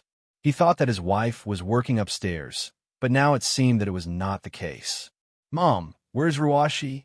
Yang Chung could not help but ask. Usually, Lin Ruoshi's routine of leaving early and returning late was very stable, so Yangchen wasn't too worried about it. However, he was rather anxious that she didn't come home for dinner this time. To put it bluntly, Lin Ruoshi was a super beautiful rich lady with billions of assets. If it wasn't for the fact that she kept a low profile, it was normal for her to appear in the newspaper every 2 or 3 days. How could she disappear just like that? Guo Shuahua and Mother Wang looked at each other with a smile and said, "I thought you only cared about eating. At least you have a conscience to remember that you have a wife." Yang Cheng was quite embarrassed. Usually at home, because of Lin Ruoshi's coldness, he would not take the initiative to say anything. It seemed that the elders did not mention it, but it did not mean that they were satisfied with the situation. Moreover, the two of them slept in separate rooms. "How could I forget that?" Yang Cheng said. "Young master, Miss just called. It seems that she has something important to do tomorrow. She doesn't have much time to work, so she has to work overtime today to finish some documents. She will not be home for dinner." Mother Wang said with a smile. Yang Cheng frowned. "Then when did she say she will be back? Is she going to sleep in the office all night?" Mother Wang shook her head awkwardly. "This no one knows. Miss has always been so stubborn. No one can stop her. This daughter-in-law of mine is easy to talk to about other things, but she's too hard-working when it comes to work. No one can persuade her otherwise." Guo Shuahua had gotten to know Lin Ruoshi's temper during this period of time. She was helpless about her lifestyle. Yang Chen pouted. He picked up the bowl and started to move his chopsticks. While eating, he said, "If that's the case, Wang Ma, prepare some food later. I'll send it to Ruoshi. Since she didn't say what time she'll be back, she must be staying up late." Mother Wang seemed to have expected that Yang Cheng would say this. She smiled and said, "The food is ready. Since young master is going to send it, of course it is for the best. Miss will be very happy." Jin Xiao, who was nibbling on a chicken wing, giggled and said, "No way. Sister Ruoshi will be very depressed." Yang Cheng rolled his eyes. Did she need to say this out loud? It would be embarrassing for everyone. In any case, the matter was settled. After eating in big bites, Yang Cheng took the thermal cutlery from Mother Wang and went out to the headquarters of Yulei International. Although it was after work, there were still people from the security department patrolling the building of Yulei International. However, Yang Cheng was a familiar face. Although the security guards were puzzled as to why Director Yang would bring supper to the company in the middle of the night, they did not ask much. He took the elevator all the way to the top floor and arrived at the door of Lin Ruoshi's office. It was rare that he did not have to go through the interrogation of Wu Yu's cold-faced assistant. Yang Cheng felt that his speed was much faster. "Knock, knock." Yang Cheng knocked on the door. Without waiting for a reply, he pushed open the thick, dark red wooden door. The spacious office was clean and fresh as always. The air was filled with a faint fragrance, mixed with the smell of high-quality sandalwood. It was even more charming. At this moment, the only light in the office was a long, light yellow table lamp on the big mahogany desk. The bright light spread throughout the entire office, making it rather dim, hazy, and cold. Lin Ruoshi, who was originally immersed in her work, held a pen in her hand. At this time, because she heard the knock on the door, she had already raised her head. Her beautiful hair was not tied up like it was in the daytime. It was a little messy, which set off the woman's beautiful face that was full of tiredness at the moment. The spring night was always not warm. Lin Ruoshi, who had been sitting for a whole day, also felt cold. In addition to a white lady's shirt, she also wore a black dress jacket. Her figure was not petite, but showed a little delicate, which made people feel more pity for her. The only thing that did not change was in Lin Ruoshi's bright eyes. At this time, she was staring straight at Yang Cheng, using her eyes to ask why he came. Yang Cheng was not surprised by his wife's silence. He guessed that she was angry at him for disturbing her work. As for why he came, she didn't even want to know. "Ruoshi, babe, don't look at me like you're going to eat me. I'm here to deliver dinner with good intentions." Yang Cheng smiled as he walked up and slowly placed the lunchbox on the desk. Lin Ruoshi looked at the many layers of the lunchbox and frowned. "I already told Mother Wang not to eat, but she still delivered it. You're a woman. How can you not eat? If your body collapses, What's going to happen to you, Lei International? Yang Chun half-joked as he opened the lunchbox and took out some food from it. Don't take it out, I don't want to eat yet. Lin Ruashi hurriedly stopped him. After I finish reading the documents here, I will eat by myself. You can put the food down and leave. Yang Chung glanced at the stack of documents in Lin Ruashi's hand and said gloomily, "It's just that stack of things. Won't it be daybreak by the time you finish reading it? Aren't you clearly making my mission to deliver food fail? No, you have to eat immediately. I'll watch you finish eating." Saying that, Yang Chung couldn't be bothered with Lin Ruashi's obstruction. He minded his own business and took out 4 side dishes, a bowl of soup, and even a bowl of rice, taking up a large space on the desk. In an instant, Lin Ruashi's neat desk became half a dining table. The air was filled with the rich smell of food, stimulating one's appetite. Lin Ruashi had a headache. This man had always done things his own way. On the surface, he seemed to be afraid of her, but when it came to matters, he was the one making the decisions and wouldn't listen to anyone. If I don't finish reading these things, I won't be in the mood to eat. Leave the food here and go. Lin Ruashi shook her head weakly and lowered her head to continue reading the documents. Yangqing already knew that this woman wouldn't be so obedient. He snorted and walked to Lin Ruashi's side, snatching the stack of papers from her hand. "What are you doing?" Lin Ruashi turned around angrily and raised her head to look at Yang Chung hatefully. On her beautiful face, the originally pale complexion had a hint of red caused by anger. She was already upset about work, and at this moment, she was not in the mood to eat at all. It was fine if this man didn't help her, but she couldn't blame him for bringing her food. Could it be that she had to do whatever he said? Yangqing looked at Lin Ruashi's cold face and smiled. "It's nothing, I just thought, since you can't put these things down yourself, I'll help you keep them. Then you can only eat first." "Why should I listen to you?" Lin Ruashi asked angrily. Yang Chung chuckled. "Of course you have to listen to me. Who asked me to be your husband?" What a joke." Lin Ruashi glanced at Yang Chung disdainfully. "I wonder who's the one who fooled around with other women all day long. He doesn't care about his identity at all. Why did he suddenly change his mind today? Why don't you just accompany those vixens of yours? Why do you have to worry about me eating? It's not like I'll starve to death." Yang Chung rubbed his chin with his left hand and said with a stiff smile, "How can you say that? I've always been concerned about my Ruashi baby. How can other women compare to you? You're the real wife who got married with me." "I don't care." Lin Ruashi gritted her teeth. "Return the documents to me and leave immediately. I'll pretend that nothing happened." Yang Qing's expression turned serious. "No, I've told you many times you can't work so hard. No matter if you want to stay up all night or not, you have to eat first. I won't allow you to abuse yourself like this." Lin Ruashi pointed at Yang Chung, wanting to say something, but when she thought about Yang Qing's thick skin, she felt that it was useless. Yang Chung looked at Lin Ruashi's angry look. The icy beauty's charming appearance was truly charming. The corner of his mouth curled into an evil smile. After pretending to think for a moment, he bent down and said gently, "Baby, how about this? If you promise me one thing, I won't care if you eat or not, and I'll go home immediately." Lin Ruashi sneered. "Why should I promise you something? It's not like I owe you anything. The last time I asked you to borrow money, I promised you that I wouldn't bother with your lovers for a year and get along peacefully. I've already done it. Whether it's Xiangwei or Anshin, I've always been polite. Don't you think you're cruel? You keep saying that you're my husband, but this is how you treat your husband. What else do you want me to promise you this time?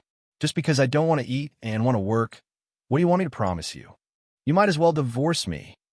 The woman's clear words were like drops of icy rain falling in the air. Chapter 489. The series of words sounded ordinary, but it caused the smiling Yang Chung to be completely stunned. He was silent for a long time, his face filled with bitterness and helplessness. "It's my fault. I know I'm shameless." Yang Chun let out a self-deprecating laugh before raising his head. "I know you feel wronged, so there's no way I'll divorce you. I'll definitely make it up to you. I'll make it up to you and give you more happiness." "Happiness? I don't need it. As long as you don't bother me, I will be satisfied." Lin Ruashi sneered, her eyes slightly sparkling. Yang Qing shook his head. No, I will compensate you. I will treat you well, but you have to eat now. These are two different things. You scoundrel. Lin Ruashi was furious. In the end, she was still so stubborn. Yang Qing shrugged his shoulders and said with a smile, How about this? If you kiss me, baby Ruashi, I'll leave immediately. I won't ask you to eat immediately. Hearing this, Lin Ruashi's pretty face immediately flushed red. Her gaze flickered as she gnashed her teeth and said, Why? What's the difference between this and extortion? TSK. A wife kissing her husband? What kind of extortion is this? Yang Qing curled his lips and shook his head as he sighed. This is extortion, Lin Ruashi said word by word. Yang Qing scratched the back of his head and said, All right then, you can eat immediately and kiss me. Between these two, which one will you choose? Why do I have to make such an unfair choice? Lin Ruashi felt a headache coming on. Why was this person so baffling? Yang Qing didn't say a word. He held onto the back of Lin Ruashi's swivel chair with one hand and the desk with the other. He bent down and pressed his face against Lin Ruashi's face. Lin Ruashi panicked when she felt Yang Qing suddenly move closer to her. Her cheeks blushed, and her watery eyes widened as her breathing quickened. What are you going to do? Don't mess around, Lin Ruashi hurriedly said. She averted her eyes and turned her head to the other side, trying not to get close to Yang Qing. After a certain distance, Yang Qing didn't get any closer. Instead, he quietly looked at Lin Ruashi's side profile. That sparkling white skin, that exquisite outline under the dim light, was indescribably beautiful. Ruashi, we've known each other for almost a year. Yang Qing seemed to be clueless as he mumbled the question. Lin Ruashi felt that her heart was about to jump out of her throat, but she didn't reply. At this moment, the man's breath was on her cheek, and it was slightly itchy. I can see it clearly today. Your side profile is just like your front. It's really beautiful. Especially when the light shines on your side profile. The lines are really perfect, Yang Qing said with a faint smile. The back of Lin Ruashi's ears were a little hot. She didn't know what she was feeling when a man praised her appearance so directly at such a close distance. She didn't know how she felt in her heart, but she couldn't explain it clearly. After a long time, Yang Qing chuckled as if he had thought of something interesting. Lin Ruashi couldn't help but ask in a low voice, What are you laughing at? I'm thinking if you don't want to kiss me, there are actually other conditions that can be exchanged. Yang Qing said thoughtfully. Lin Ruashi, who had her head lowered, bit her bright red lips. She didn't ask anything, but it was obvious that she wanted to listen. For some reason, she was actually looking forward to it. Yang Qing's gaze became incomparably gentle, as if immersed in a haze. He opened his mouth and guessed, Dear, tell me, do you want to eat? Or kiss me? Or do you want to eat? Or sleep with me? Or do you want to eat dinner? Or do you want to have a child with me? Ruashi, do you want to eat dinner? Or do you want to grow old with me? Silence, the silence of a pin drop, could be heard. Time seemed to freeze in an instant, and the air in the office was so heavy that people couldn't breathe. Lin Ruashi couldn't hear anything else, and the only thing that kept echoing in her mind was, Be with me, grow old with me, have a child, grow old together? What's wrong with this man's brain? What does this have to do with eating an ordinary dinner? Also, who wants to sleep with him? Lin Ruashi suddenly stood up from her seat, turned around, and didn't look at Yang Qing. With one hand on her chest, she was worried that her heart was beating wildly. Her other hand seemed to inadvertently touch the corner of her eyes, wiping away the moisture. After a while, she calmed down and said, Are you crazy? No, you're a lunatic to begin with. I can't be bothered to lower myself to your level. Isn't it just a meal? Why are you talking so much nonsense? After Lin Ruashi finished speaking, she lowered her head and didn't look at Yang Qing's strange smile. She silently walked to the food, picked up the bowl of rice with one hand, and picked up the chopsticks with the other, and ate in small bites. If you want to eat, then eat. Don't say those disgusting words. Lin Ruashi returned to her expressionless face and said coldly, Yang Chung didn't say anything. He slowly sat on Lin Ruoshi's big leather chair, raised his head, and looked at the woman in front of him, eating slowly. Lin Ruoshi felt Yang Chen's gaze fixated on her face. She almost blushed again. She felt a mixture of sourness and sweetness in her heart. She didn't know what was in her mouth at all. All she wanted to do was finish it quickly, fill her stomach, and forget about the existence of this man in the room.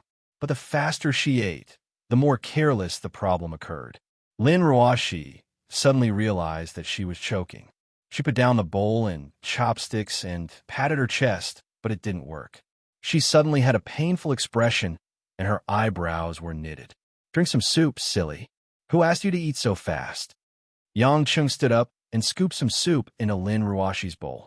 Lin Ruoshi rolled her eyes at Yang Chung and drank a few mouthfuls of soup before she finally calmed down.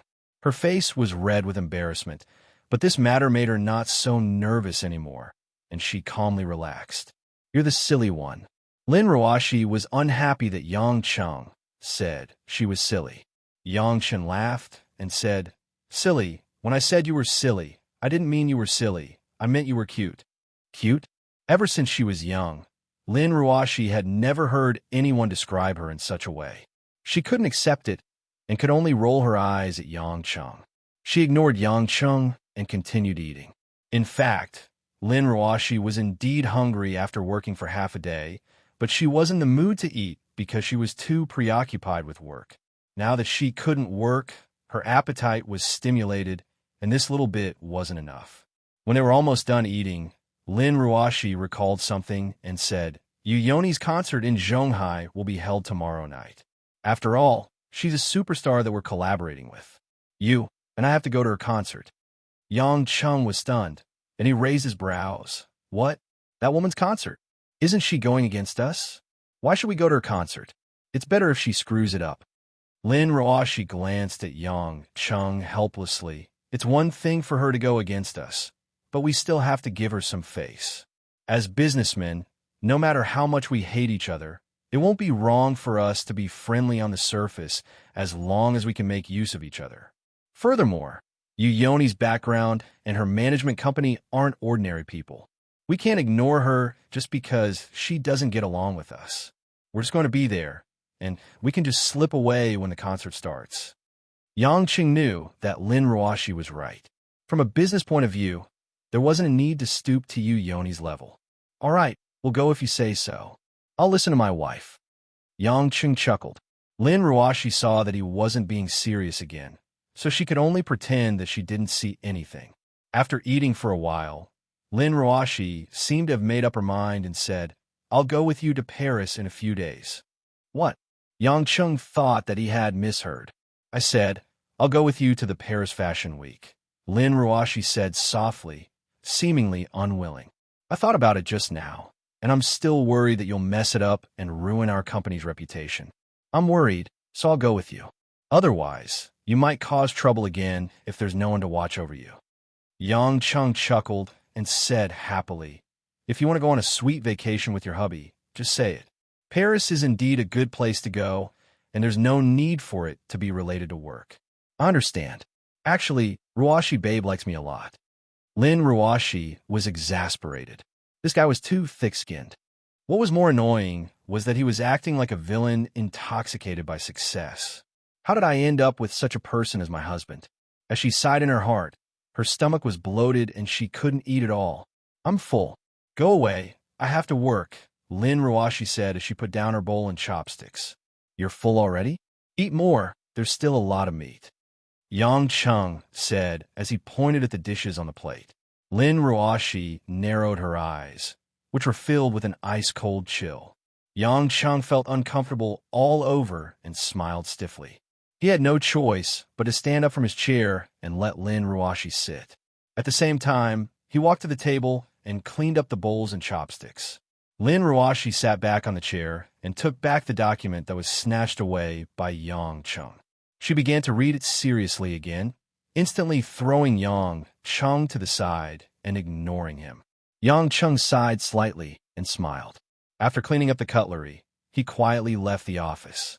He also knew that if he continued to disturb her, Lin Ruashi would really get angry. Fortunately, the woman had already eaten, so he had nothing to worry about. At least she wouldn't be hungry.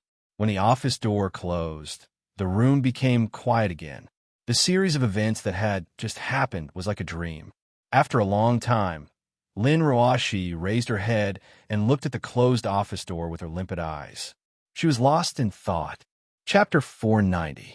When Yang Cheng returned home after delivering supper, he saw Guo Shuihua and Mother Wang sitting on the sofa in the living room as soon as he entered the living room.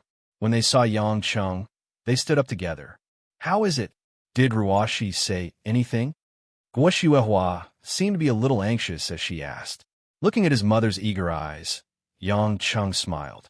It seemed that the two of them thought that the Ice Queen would really treat him differently after he delivered supper. If that was the case, then this Ice Queen would be too weak. Nothing much. She just casually talked about it and ate some before continuing to work. It seems like there's a lot of work to do, and I might have to stay up late. Yang Cheng smiled. Guo Shuihua and Mother Wang looked at each other and saw disappointment and helplessness in each other's eyes. "It's good that you ate it. Miss is really too much. She can't do anything but always makes life difficult for her body," Mother Wang said vaguely. "Young master, you don't have to be discouraged. Miss will know that you're good to her sooner or later." Yang Cheng laughed. "I'm not discouraged. We're already an old married couple. What's the point of talking about that?" "Old married couple?" Guo Shuihua rolled her eyes at her son. "You're not serious. You've only been married for less than a year. What are you talking about?" "I'm just joking." Yang Chen blinked his eyes before walking upstairs.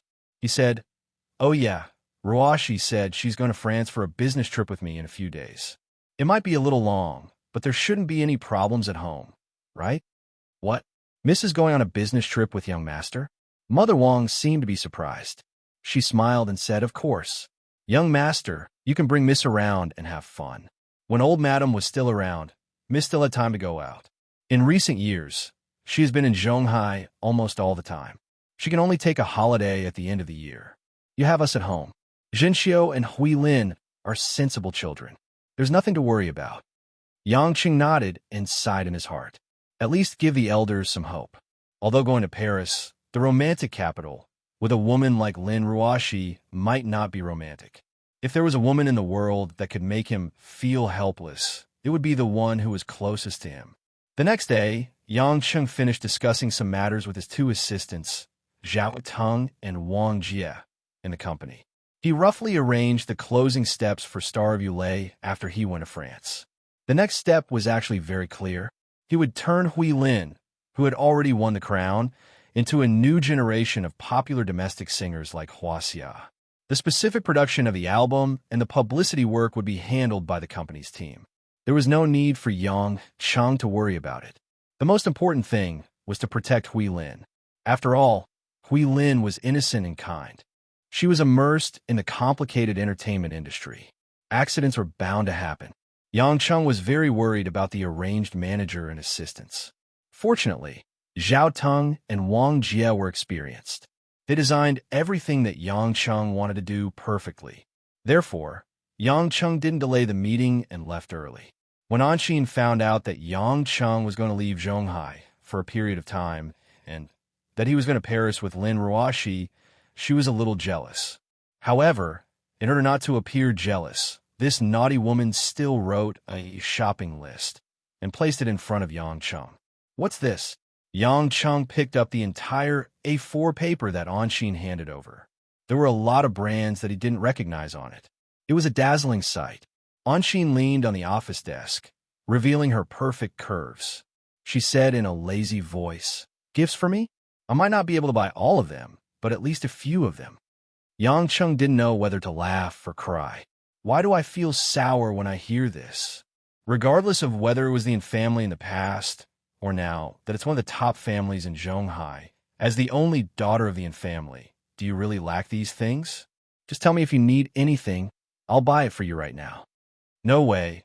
I'll only show my sincerity if I bring it back from Paris, Anxin pouted. Yang Cheng grabbed the woman's hand and gently pulled Anxin onto his lap. He hugged this fragrant uniformed beauty and laughed. "Babe Anxin, Aren't you messing with me on purpose? I'm going to buy these women's things, but instead of giving them to Ruashi, I brought them all the way back to Zhonghai. Isn't this clearly provoking Ruashi's bottom line? Anshin curled her lips and pretended not to hear anything.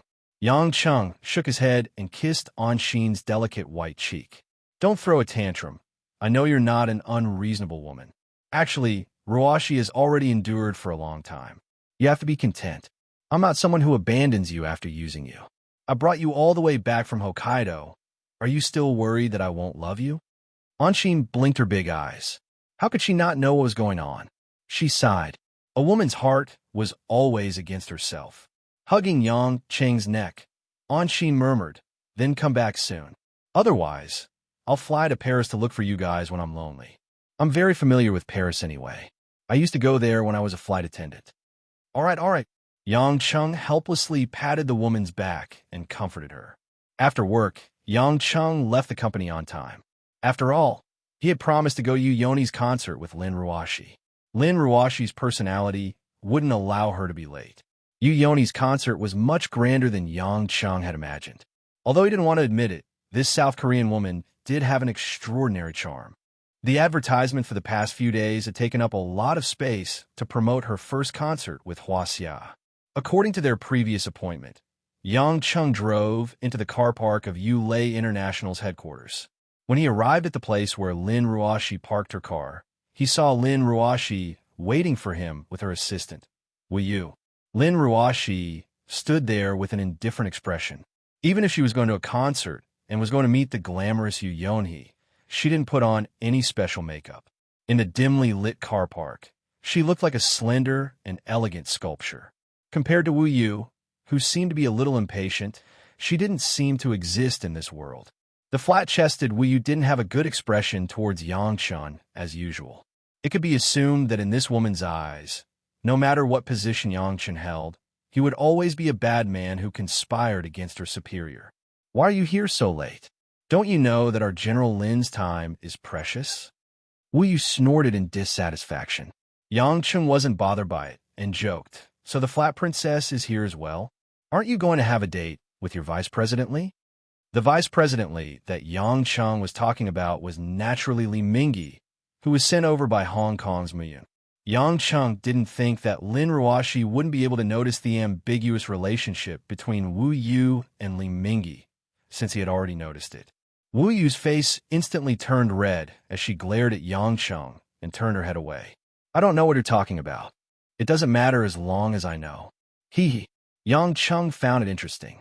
No matter how cold a woman was, she would always be bashful when it came to love. Lin Ruashi knitted her brows and turned to Wu Yu. Wu Yu, you don't have to go tonight. Yang Cheng will accompany me. Wu Yu was stunned as she asked in shock, why?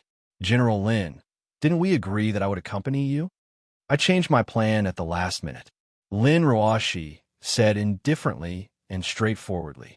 Wu Yu seemed to be filled with grievance, but Lin Ruashi's cold gaze made her unable to say anything else. She could only bite her lips and said, yes. After Wu Yu left, Yang Cheng sat in Lin Ruashi's Bentley. He fastened his seatbelt and asked, why did you suddenly change your plan?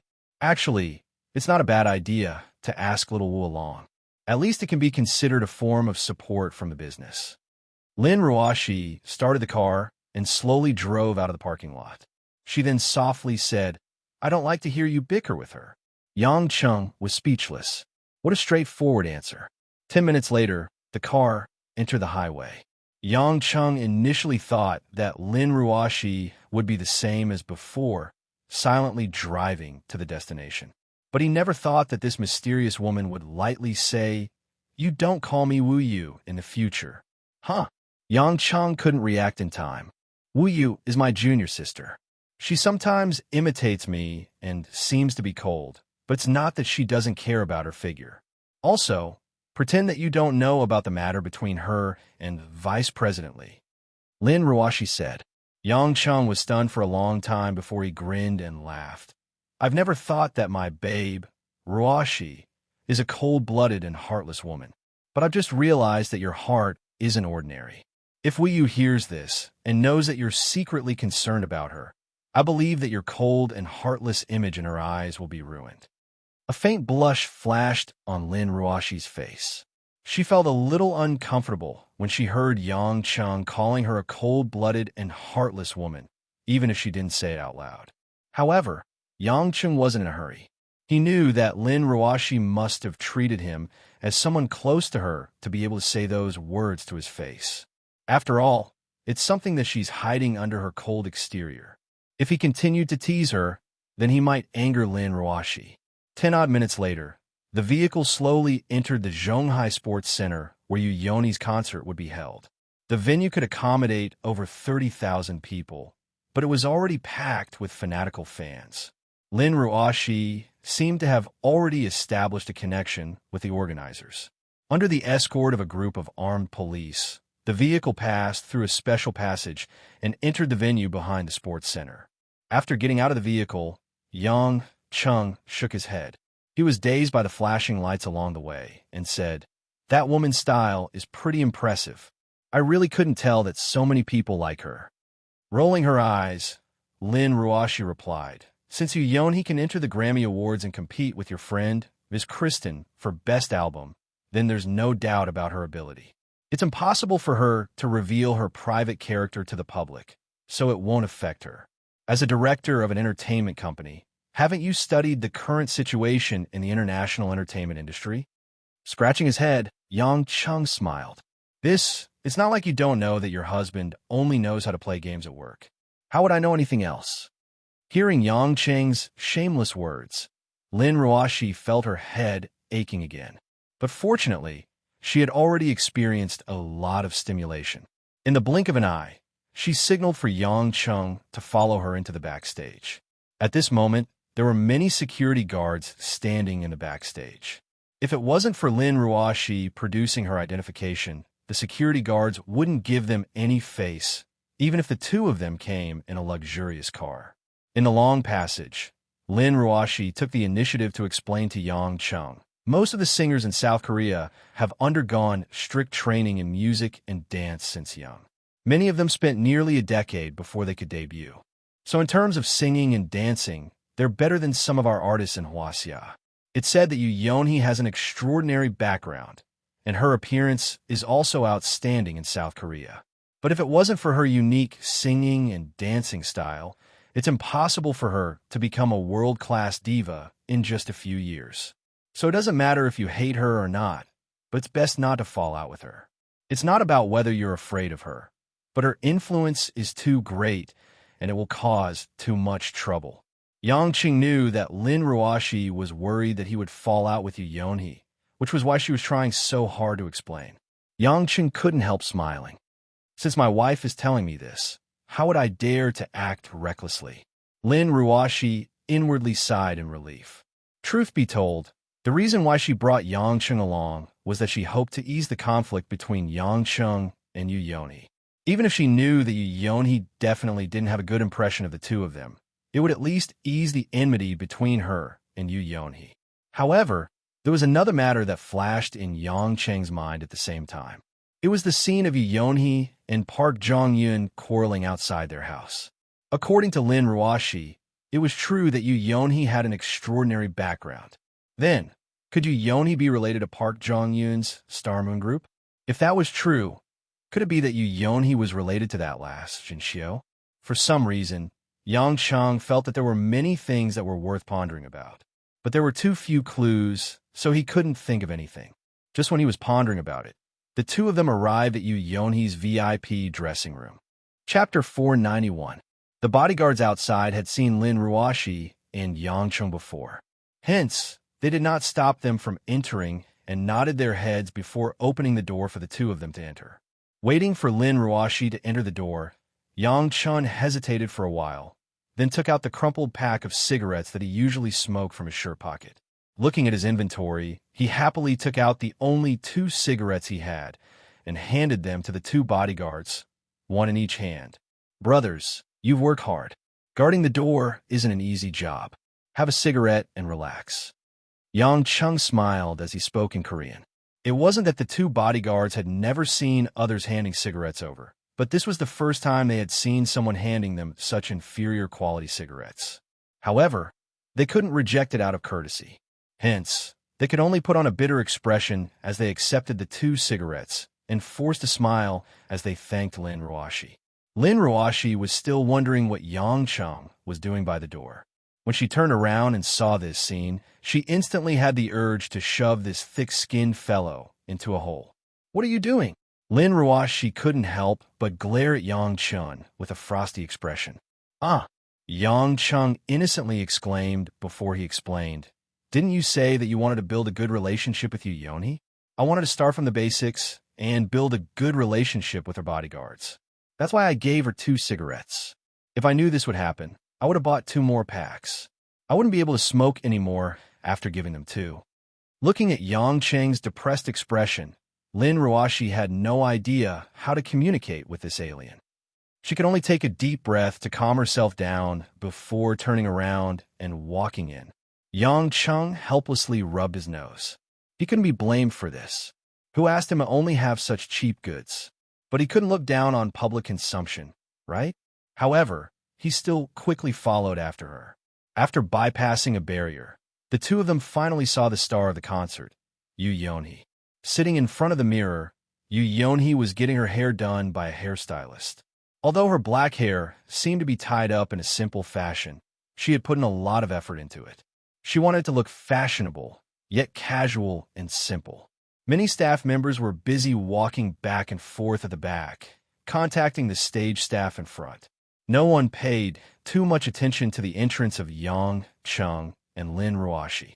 When Yu Yonhee saw Lin Ruoshi and Yang Cheng in the mirror, she waved her hand to signal the stylist to stop. After the hairdresser left, Yu Yonhee stood up from her seat. She looked dazzling in her pink and white dance dress. Her snow-white shoulders, towering breasts, and supple legs were all works of art. Even if Yang Cheng didn't have a good impression of this woman, he had to admit that if she didn't undergo plastic surgery, her natural beauty would be extraordinary. It was a pity that Lin Ruoshi didn't look any weaker in front of Yu Yonhee. She didn't have any makeup on. She was dressed in a traditional professional suit. Because of this, Yu Yonhee's attire looked pale and weak. When Yu Yonhee saw Lin Ruoshi, she naturally felt the difference between her and the woman in front of her. She was sensitive and felt uncomfortable, but she didn't show it. Instead, she showed a more relaxed attitude and walked up with a smile. "My manager told me that Ulay International's General Lin and Director Yang will be here to support me. Although we had some unpleasantness between us, I would still like to thank the 2 of you for coming," Yu Yonhee said sweetly. "Miss you. The misunderstanding between us isn't worth it. There will be many opportunities for us to work together in the future. As a sponsor, it's only right for us to be here," Lin Ruoshi said faintly as she turned around and signaled to Yang Cheng with her eyes.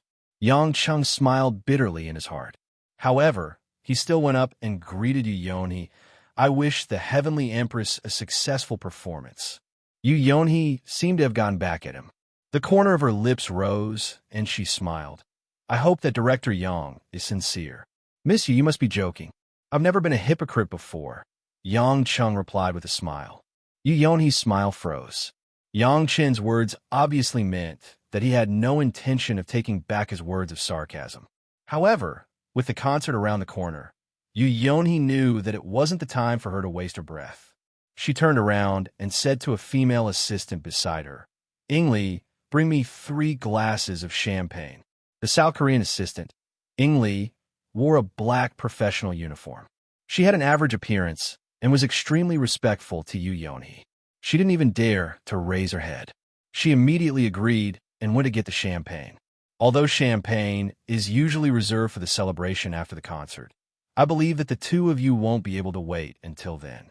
So, I'd like to invite the 2 of you to have a drink now as a token of my appreciation for your visit," Yu Yonhee said with a smile. Although her words sounded nice, it was clear that she was implying that they should leave after they're done. Lin Ruoshi wasn't angered by Yu Yonhee's attitude. She only looked at Yang Cheng worriedly. She initially thought that Yang Cheng would be disgusted, but she never expected that Yang Cheng would be thinking about something. Sensing Lin Ruoshi's questioning gaze, Yang Cheng smiled and shook his head. "Nothing much. I was just thinking that Miss Yu is really thoughtful." Although Lin Ruoshi didn't believe that Yang Chung was thinking about something like that, she didn't probe any further. Not long later, Ingli came over with a tray with 3 glasses of champagne on it. The aroma permeated the surroundings. As the host, Yu Yonhee wanted to pick up a glass. However, she never expected that Yang Chung would reach for the glass first and snatched it away from Yu Yonhee's eyes. "Hey, Miss Yu, this champagne is pretty good. Let me have a taste." Yang Chung took the glass without any hesitation and poured the champagne into his mouth. "It's good that Director Yang likes it." Yu Yonhee knitted her brows. Putting down the empty glass, Yang Chung smiled. "The taste is pretty good. Let me drink these 2 as well." Having said that, Yang Chung picked up the 2 glasses of champagne, 1 in each hand, and poured it into his mouth in front of the 2 women. Ingli, who was standing at the side, finally raised her head when she saw this. Her ordinary face revealed a shocked expression. Lin Ruoshi, on the other hand, was rather annoyed. She didn't understand what was wrong with Yang Chun. They could have just finished the champagne and left immediately. It would have been considered as a courtesy visit. Did this man have to make things awkward? However, before Lin Ruoshi could ponder over it, Yang Chung suddenly revealed a pained expression. His facial features twisted together and his brows knitted together. His face turned pale. Arg! With a painful roar, Yang Chung suddenly held onto his abdomen. His eyes widened as he fell to the ground. The sudden change stunned Lin Ruoshi and Yu Yonhee. Yang Chung, who was fine a moment ago, was now trembling as he supported himself with both hands on the ground. It was as if he was possessed. Yang Chung. Lin Ruoshi was the first to snap out of it. She immediately squatted down. Due to her panic, her calm demeanor had long disappeared. At this moment, her face was pale and bloodless. Lin Ruoshi supported Yang Cheng's body with both hands and asked anxiously, "Do not scare me. What's wrong?" Yang Chung raised his head with great difficulty. His eyes were bloodshot, and his pale lips were trembling. He was panting as he said, "There's poisoned champagne." Clang, clang. A series of crisp sounds rang out as the tray in Ing Li's hands fell to the ground and shattered into pieces. At this moment, Ing Li's face was stiff and pale. She swallowed her saliva and couldn't say a word. Her body was trembling as if her soul had been sucked out. She was mumbling something but couldn't make a sound.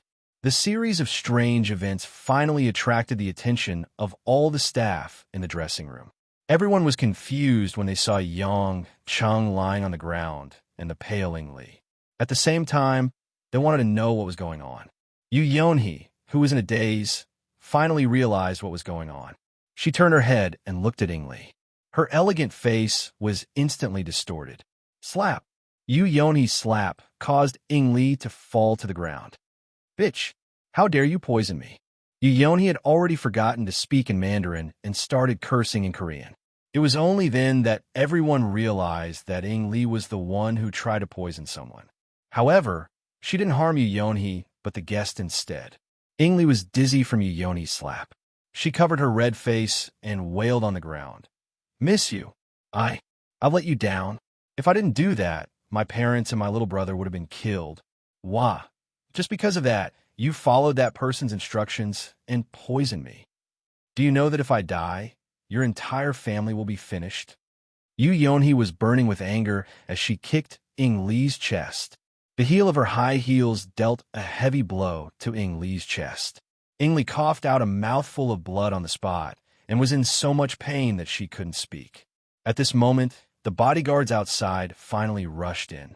Seeing the chaos, they quickly chased the unrelated staff out of the dressing room and warned them not to speak a word. In reality, most of the people were scared out of their wits. Who would dare to disobey the bodyguard's warning? They were afraid that they would become the victim. After all, murder involved confidential information. Ing Li had already fainted from the pain after being kicked a few times by Yu Yonhee. Her body was covered in blood, and she was dragged to another room by a strong bodyguard. Just when Yu Yonhee calmed herself down and thought of the sucker, Yang Chung, at the scene, she realized that Yang Chung had disappeared after drinking 3 cups of poison wine. "Are you looking for me?" Yu Yonhee heard Yang Cheng's voice coming from behind her. She turned around and saw Yang Cheng sitting on a dressing chair with a cheerful expression. He greeted her with a normal expression and didn't show any signs of being poisoned. Lin Ruoshi, who was on the verge of tears, was now standing beside Yang Cheng with a stern expression. It was as if she couldn't wait to devour Yang Cheng alive. She was infuriated. You? How did you? Didn't you? Yu Yonhee was speechless. She thought that Yang Cheng was already dead. After all, if it was a poison that wanted to kill her, there wouldn't be any time to save him. But why did it seem like she was hallucinating? The reason why I'm still alive isn't important. Yang Cheng shook his finger and asked, Miss Yu, I think you should be talking to us about who tried to kill you. After all, we nearly lost our lives with you. Chapter 492. Yu Yonhee's expression changed when she heard Yang Cheng's question. In the end, she snorted coldly and turned around. Although I don't know why you're fine, Director Yang, please leave since you're not dead. It's not safe here. Yang Cheng wasn't surprised by Yu Yonhee's reaction. He didn't expect her to tell the truth so easily either. His question was just a test. Standing up, Yang Cheng patted his butt and smiled. Since Miss Yu is so worried about our safety, we'll take our leave now. Take care, Miss Yu. Don't let such a small matter affect your mood. The concert still has to go on. This is your first concert in Huaxia. Don't end up with a refund. Oh, and don't forget to bring enough bodyguards. I don't need you to remind me, Yu Yonhee said in a low voice. Yang Cheng didn't ask any further and walked out of the dressing room. Lin Ruoshi bade farewell to Yu Yonhee politely and followed Yang Cheng in the direction they came from. As the two of them walked side by side, Lin Ruoshi's expression wasn't good. She had more or less sorted out her thoughts after everything that had happened. In a sense, Yang Cheng had saved both her and Yu Yonhee's lives. Even if Yang Cheng had acted like a movie where he magically knew that the champagne was poisoned and acted as though he was poisoned, nothing bad happened to them in the end. The assistant's performance had proven that the champagne was indeed poisoned. Everything had been directed by Yang Cheng from the beginning to the end. Lin Ruoshi couldn't help but recall the scene of Yang Cheng blocking a Barbera truck with his bare hands that night. The shocking scene was still vivid in her mind, and this time she saw another ability that was different from ordinary people. Why didn't you tell me in advance? Lin Ruoshi asked in a low voice. Yang Cheng was thinking about the inside story when he heard Lin Ruoshi's question. He was stunned for a moment before he replied, Aren't I fine? Nothing? Besides you, who knows that you're fine? Lin Ruoshi sneered. Is it fun to scare me? Do you feel happy to see me cry? Yang Cheng was stunned and speechless. He wanted to explain, but he didn't know where to start. Lin Ruoshi took it as Yang Cheng's tacit agreement. A trace of bitterness flashed in her eyes as she bit her lips and said, I know that you're not ordinary, and I also know that you won't tell me everything. But if you think it's interesting to lie to me and scare me, then I have nothing to say. In your eyes, I'm just a substitute. Substitute? Yang Cheng was even more confused. He didn't know what Lin Ruoshi meant by this. He hurriedly asked, Ruoshi, what's wrong with you? I admit that I'm sorry for putting on such a show just now, but time is pressing, and I don't have much time to explain. But why did you say that I treated you as a substitute? What do you mean? Lin Ruoshi turned her head away, but she didn't want to say anything more. Her facial expression returned to the usual calmness, but it was even colder than before. Yang Cheng only felt a little depressed in his heart. He frowned and thought that he could only wait for Lin Ruoshi's anger to subside before explaining to her. All the way back to the car until the way home, Lin Ruoshi just treated Yang Cheng as air. She didn't say a word at all.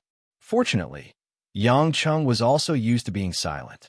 It was just that he couldn't understand this series of things in his mind, which made him quite depressed. Although he arrived home later than usual, he had told Mother Wong before, so he still made it in time for dinner. However, what made the two slightly puzzled was that there were guests at home. A black Audi and a white Porsche Cayenne quietly parked in front of the house. Yang Cheng subconsciously sensed it and was immediately puzzled. There were actually acquaintances at home who he couldn't figure out why. Lin Ruoshi didn't think much about it. She directly got out of the car, opened the door, and walked in. In the living room, at this time, There was a rich aroma of food, but the people at home weren't sitting at the dining table. Instead, they were sitting around the sofa in the living room discussing something. Other than Guo Xiuhua, Mother Wang, and Jin Xiu, there were familiar faces. Kristen actually came home diligently again. What made Lin Ruoshi happy was that Hui Lin, who had just finished yesterday's finals, also came home. Because of overtime and scheduling issues, although Lin Ruoshi knew that Hui Lin's finals were yesterday, she couldn't watch it live. She only watched some of the live broadcast and wanted to congratulate Hui Lin. However, Hui Lin couldn't return home for the whole night. However, the mature woman sitting quietly beside Hui Lin, Abbess Yun Miao, made Lin Ruoshi retract her smile. Ever since she knew that Lin Jigua had passed away, Lin Ruoshi thought that she wouldn't have anything to do with the other members of the Lin family other than Hui Lin. In fact, after receiving information about Ning Guangyao, she didn't even dare to think about her own identity. However, Abbess Yun Miao's reappearance caused many scars to surface in her heart. She stood at the door in a daze. Sensing the strange atmosphere, Guo Xiuhua smiled and stood up. She said warmly, "Ruoshi, you're back. Look, Madam Lin is here to visit Hui Lin. You two should have met before, right? It was Miss Kristen who sent Hui Lin home. If it wasn't for Miss Kristen, Hui Lin, the champion of the Star of Yulei, would still be surrounded by reporters." Kristen, who was as radiant as ever, chuckled. "Yang Cheng and Miss Lin weren't at the finals yesterday, so I had no choice but to personally help Hui Lin. I'll also go to Miss Lin's house to have dinner. That shouldn't be too much, right?" At this moment, Yang Cheng entered the house as well. When he saw the women in his house, he glanced at Kristen helplessly. Then, he smiled and walked to Hui Lin and Abbess Yun Miao. "Hui Lin's grandmother is here. What a rare guest. Did you come to congratulate Hui Lin for winning the championship?" Since Abbess Yun Miao was only the mistress of the Lin family in public, it wasn't appropriate to address her by her Taoist name. Abbess Yun Miao looked at Yang Cheng and Lin Ruoshi with a complicated gaze. She said, "I'm going overseas to handle some matters, so I came to visit my only granddaughter before leaving. I didn't pay much attention to Hui Lin's participation in the competition. You know very well that I personally don't support Hui Lin taking this path." When Hui Lin heard Abbess Yun Miao's words, she lowered her head dejectedly, but didn't dare to say anything. Yang Cheng pouted helplessly. This old Taoist nun really didn't know how to speak. He reached out and caressed Hui Lin's hair. "Why are you lowering your head? Isn't it just your grandmother who doesn't support you? Our whole family supports you. Don't you have countless fans now?" Hui Lin raised her head. She felt her cheeks burning after being caressed by Yang Cheng in front of everyone, but her eyes were filled with gratitude. Her heart was warm, and her heart was beating faster nervously. Cough, cough. Abbess Yun Miao glared at Yang Cheng angrily. "Who allowed you to caress my granddaughter's head so casually?" Yang Cheng chuckled. "Don't be angry. She just needs encouragement. Hui Lin isn't a child anymore," Abbess Yun Miao said solemnly. Yang Cheng ignored her and sat on the other side of Hui Lin. He said, "I had some matters to attend to yesterday, so I only went to the TV station to check on the progress of the finals. You went out with the other two contestants to promote, so I didn't get to see you. At night, I sent dinner to your sister who likes to work overtime, and I didn't make it to the live broadcast, so I didn't get to cheer for you. But I'm very clear that with Hui Lin's strength, it'll be a piece of cake for you to clinch the championship." Hui Lin hurriedly shook her head and said softly, "It's fine. I know that Brother Yang and sister are very busy." Lin Ruoshi, who had been silent all this while, walked up and nodded at Kristen as a form of greeting. She then walked to Hui Lin and held Hui Lin's hand. She patted it lightly and smiled. "Sister wants to congratulate you too. Now we just have to wait for our Hui Lin to release her album and hold her concert." "Yeah." Hui Lin smiled sweetly. The gloominess in her heart from the blow she received from Abbess Yun Miao had dissipated. Abbess Yun Miao saw that Hui Lin and Lin Ruoshi were looking at each other as if they were biological sisters. The complicated emotions in her eyes deepened, and she sighed faintly. All right. The food is getting cold if we keep congratulating each other. Let's just eat and congratulate our future superstar." Mother Wang's face was filled with joy. After all, it was rare for the house to be so lively, and it happened to be a happy occasion. Kristen was the first to nod in agreement. She was the first to sit at the dining table, which made Yang Chung gloomy. He thought that this woman should hurry back to America. However, Abbess Yin Miao had no intention of sitting at the table. She said coldly, "I won't be eating. Other than meeting Hui Lin, I'm here to discuss something with Yang Chung." Yang Chung, who was about to sit at the table, stopped in his tracks. He smiled bitterly and said, "Granny Hui Lin, do you really have to pick mealtime to have a meeting with me?" Abbess Yin Miao didn't buy it. She walked straight to the door and said, "I'll wait for you in the courtyard." Yang Chung clenched his teeth and shook his head with a sigh. He gestured for the women to eat first, while he followed Abbess Yin Miao out to the courtyard. At this time, the sky outside was completely dark. The gray sky above the city made it impossible to see any stars. Only the white lights on the walls in the distance illuminated a small area. The courtyard was quiet. Other than the rustling of the grass and the wind, the sound of breathing could be heard clearly.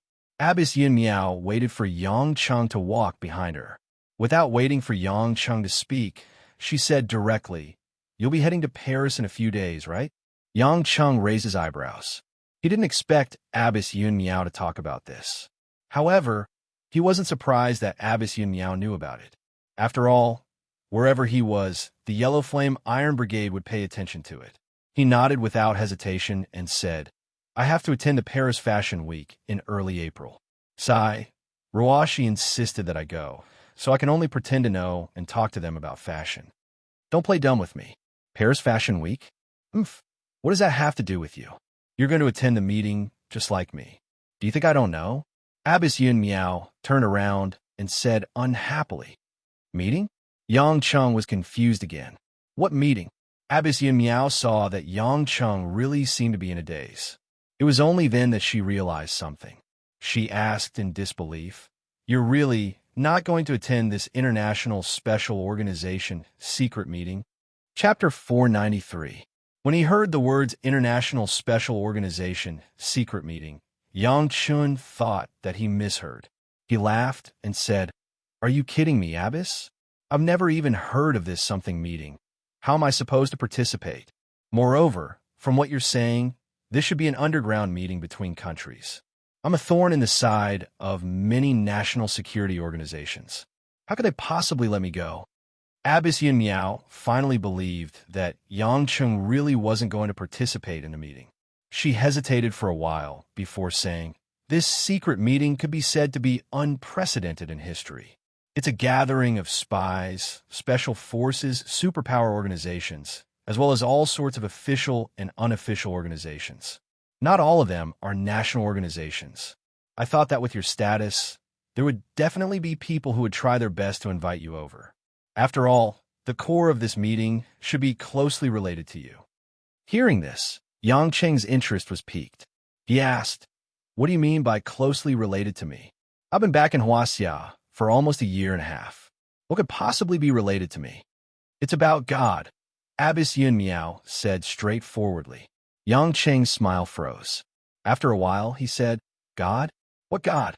The first thought that came to his mind was, could it be that Ares, that warmonger, had gotten bored of the Middle East and gone to Europe to fight, forcing these countries to work together to find a way to kill that bull? That can't be right. Ares wouldn't be so bored as to attack ordinary people. Moreover, his interest should be in finding God's stones, not causing destruction. Abbess Yun Miao's face was filled with helplessness. "It seems like you really don't know anything. I was hoping to understand more through you so that I can make some preparations. Although I don't know anything, if you tell me what you know, I might be able to analyze it for you." Yang Chung smiled. Abbess Yin Miao pondered for a while before saying, "Right now, Europe and America are actually in a state of panic. Although the news didn't spread much, everyone is preparing for war. The reason is a little strange. It's a god who calls himself Apollo. Paris, France, Rue Faubourg Saint-Hollore, Rue Élysée, Arrondissement North, 55. Élysée Palace, Presidential Palace. The glow of the morning scattered on the green grass. Outside the wide, floor-to-ceiling window of the president's office, on an ancient Chinese parasol tree, the new green leaves were dripping with crystal dew. A few patrolling soldiers straightened their backs and walked through the cold path. Their solemn expressions did not match the elegant scenery around them. This was the core of France's power. As a traditional power in Europe since ancient times, the peace and tranquility of this land did not mean that the world hidden below was really so. Bang! Bang! The sound of porcelain breaking came from the president's office, directly breaking the tranquility of the morning. The exquisite, colorful, flower-patterned white porcelain was smashed onto the thick pine wood floor, breaking into pieces of sad little pieces. After rolling a few times with a moan, it completely bid farewell to the world. The man standing in front of the wide mahogany desk was wearing a white shirt. The red tie on his chest was a little crooked, and he didn't have the time to tidy it up. He had a head of black-gray curls combed behind his head, and a mature face with a slight beard. He wasn't tall, but his shoulders were broad, and he had a dignified and ruthless aura. Smashing the priceless porcelain cup in his hand didn't make the man feel any better. He seemed to have not slept well all night. His eyes were bloodshot, and his gaze was cold. "General Depnay, I need an explanation.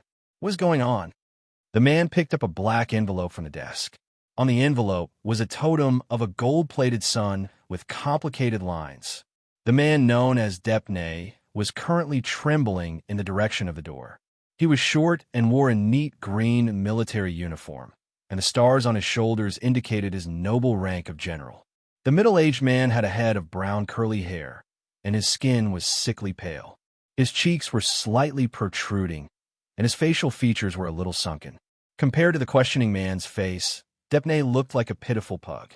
Mr. President, we are already investigating closely. We believe that the source of Apollo's threatening letter will have results very soon." Depnay managed to reply in broken French. "Results?" The president tore the black envelope in his hand and roared. "Since last week, this has been the 9th consecutive day of receiving a threatening letter from the Black Sun totem. According to the time on the letter, Apollo will kill me in at most 3 weeks. And you, as the director of our Directorate General of External Security, the trump card of the 7th Bureau of Security with the rank of general, you're telling me that more than a week has passed, and you're calling this fast?"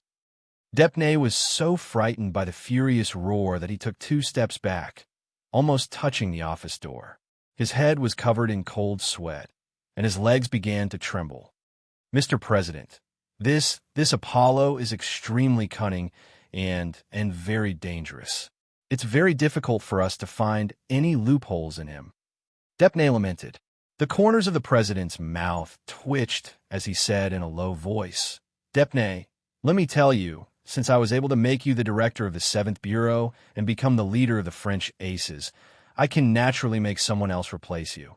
Your performance has disappointed me." Depnay's already pale face drained of all color. He hurriedly bent over and knelt on the ground, almost crying as he cried, "Mr. President, I will not let you down. The realm of gods led by Apollo has consecutively destroyed 3 military bases belonging to NATO, the European Union, and Russia. He has basically declared war on the world. He will definitely pay a price for such an arrogant act. After the secret meeting of the world's special organizations is held, we will definitely be able to unite the forces of all countries to find the nest of the realm of gods and destroy them. We will definitely not let Mr. President suffer any harm." Idiot!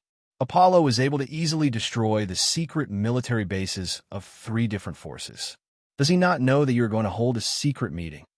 For someone who can easily destroy an entire military base, how is raising the Élysée Palace any different from stepping on an ant?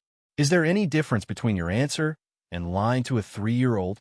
The president said unhappily. Depnay hurriedly explained, "Mr. President, please rest assured. Although Apollo's realm of gods is powerful, since he did not dare to appear openly and only dared to send a secret warning to the various countries of the European Union, he must be afraid. He was able to destroy the 3 secret bases only because the defenders were unprepared and used special non-military methods. Otherwise, he wouldn't have stopped after destroying 3 bases. Once we gather the elites of all countries and non-official mutant organizations and find out the root of the problem, we will definitely be able to defeat him. Humph. The president reluctantly accepted this explanation. I hope you will do as well as you say. Mr. President, please rest assured. I definitely won't let you down. Depney finally heaved a sigh of relief and climbed up from the ground. The president squinted his eyes and said, "During this period of time, VIPs and tourists from all over the world will be gathering in Paris. You better not cause any trouble, or else you better be prepared." Depney hurriedly agreed, nodding and bowing as he left the hellish office. In the courtyard, Abbess Yun Miao was also nearing the end of her narration. When a guy who claimed to be the sun god Apollo first appeared, he didn't attract the attention of the European security organizations. After all, some underworld organizations and mercenary organizations would use the name of a god to recruit people to join them. They only thought of Apollo as one of them, and the organization he founded, Realm of Gods, was only listed as a low-level terrorist organization, so they didn't put much effort into dealing with it. But last month, that guy called Apollo unexpectedly found 3 military bases belonging to NATO, the European Union, and Russia, and completely destroyed them within 3 days, killing not even half of the defenders. Their destructive and scouting capabilities have risen to the ranks of an international terrorist organization. What's even more troublesome is that according to some soldiers who were lucky enough not to be in the military base, they saw flames falling from the sky like a meteor shower and landing in the military base. Then, the base started to explode, and not long after, the entire base was blown up. It wasn't a conventional military weapon at all. Because of this bizarre phenomenon, many people started to believe that Apollo was the real sun god, and the realm of gods also started to have many followers. Many underground organizations and cults started to rise from the ashes and started to attach themselves to them. Hearing this, Yang Cheng's eyes flashed with suspicion. He asked, "They aren't doing this just to destroy, are they?" "Of course not," Abbess Yun Miao said solemnly. "Apollo has been requesting the European Union to recognize the legitimacy of the realm of gods since last week. He requested for the European Union to include the doctrine of the realm of gods in the Constitution of the European Union. Apollo also requested for the European Union Council to make decisions. What?" This time, even Yang Cheng couldn't believe it. He laughed and said, "Doesn't that mean that Apollo not only wants to be a god, but also the ruler of Europe? Who knows, we might have to discuss this with America and Huaxia in the future." "That's right. Although his ambition is ridiculous, he's already doing it," Abbess Yun Miao sighed. "Apollo has already secretly sent a threatening letter to the French president, stating that if the European Union doesn't give him a satisfactory answer within a month, he will start divine punishment from the current president of the European Union Council, the president of France." Divine punishment? Yang Qing couldn't help but burst into laughter. After laughing for a while, he wiped the tears from the corner of his eyes and said, "Although I've never seen Apollo, I don't think he's the real deal. However, I'm not sure what method he used to destroy the military base. I think it wouldn't be a bad thing if I could see it with my own eyes.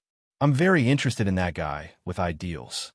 Abbess Yun Miao said unhappily, "How can you still laugh? If he really is Apollo, then—" Abbess Yun Miao frowned. After all, she had personally witnessed the battle between Yang Cheng and Ares when they were unsealed. That kind of mountain-moving and ocean-filling power made her feel a chill every time she thought about it. Although Abbess Yun Miao wasn't too afraid of Yang Cheng's appearance, it didn't mean that deep down, Abbess Yun Miao dared to stand up straight in front of Yang Cheng. Yang Cheng could roughly guess the reason why Abbess Yun Miao was worried. After all, if Apollo, one of the 12 main gods, wanted to unify the world, unless the people from Hongmeng took action again, or if a main god was willing to fight Apollo for the sake of unsealing Huaxia, the Yellow Flame Iron Brigade could only watch helplessly. Although it's not to the extent of worrying about the collapse of the country, the Yellow Flame Iron Brigade is in a terrible state now. We really can't afford to waste too much of our resources, Abbess Yin Miao sighed. Yang Cheng was puzzled. Why are you thinking so much? At most, don't participate in it. Do you think they can force you to participate in some kind of conference? Abbess Yin Miao frowned. This is an official conference. General Kai has just been appointed and is busy with important matters. It's already very disrespectful for me to bring a few members of Dragon Group there. If not a single one of us goes, it's equivalent to falling out with the other organizations in the world. Yang Cheng shrugged. He wasn't interested in such official things. Since Abbess Yin Miao was still worried, he couldn't persuade her any further. Abbess Yin Miao felt that there was nothing more to say, so she didn't plan to stay any longer. Take good care of Hui Lin, she said before leaving. Just as Yang Cheng was about to walk back into the house, he saw Kristen walking out. Judging from her excited expression, it was obvious that she had eavesdropped on their conversation from inside the house. Chapter 494.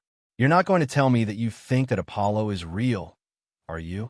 Yang Cheng stepped forward and said, although I've never seen Apollo, I don't think there's such a boring guy among the gods. After all, it doesn't make sense. Kristen giggled and said, theoretically speaking, I don't think Apollo would do such a thing.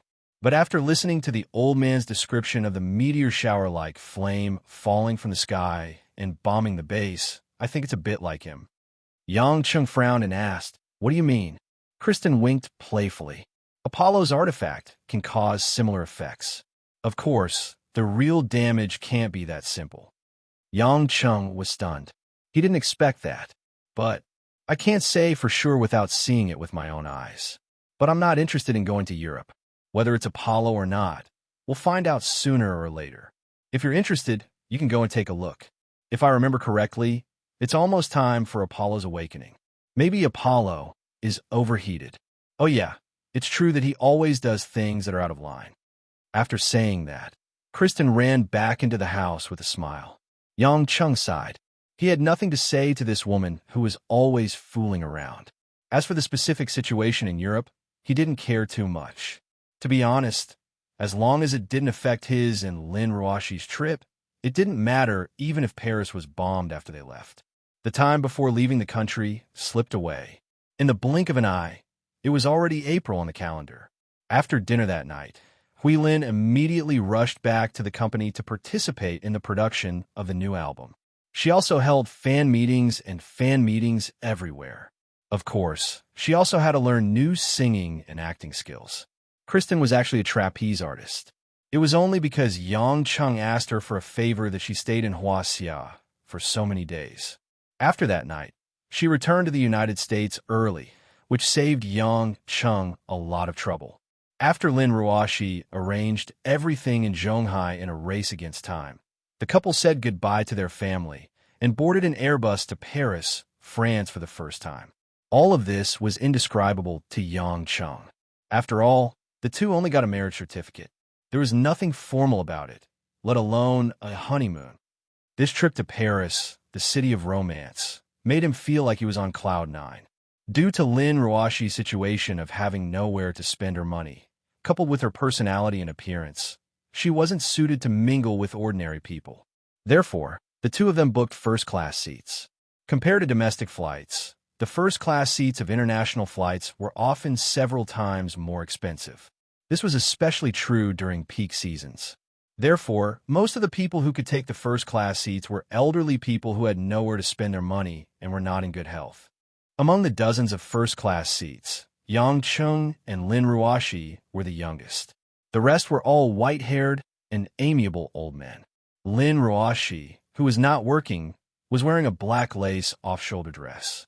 The low-key, luxurious cut and simple matching set off Lin Ruoshi's cold and aloof temperament. Her snow-white shoulders were exposed to the air, like the snow on a snowy mountain, glistening faintly under the sun. Her hair, which was usually tied up, was let down. Her silky black hair scattered on her shoulders. The fragrance of gardenia could be smelled from a long distance, which made people feel relaxed and happy.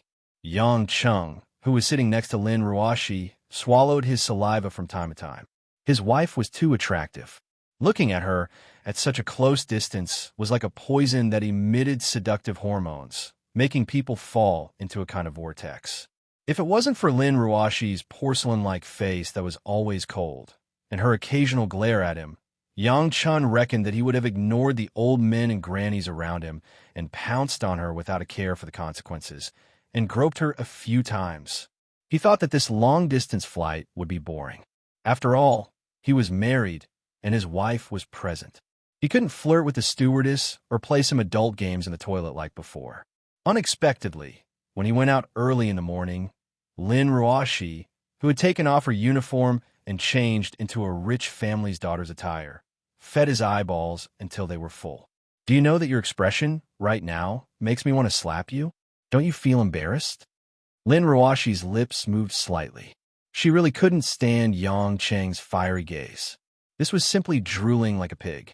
The air conditioner in the plane was on the whole time, and it was a little dry.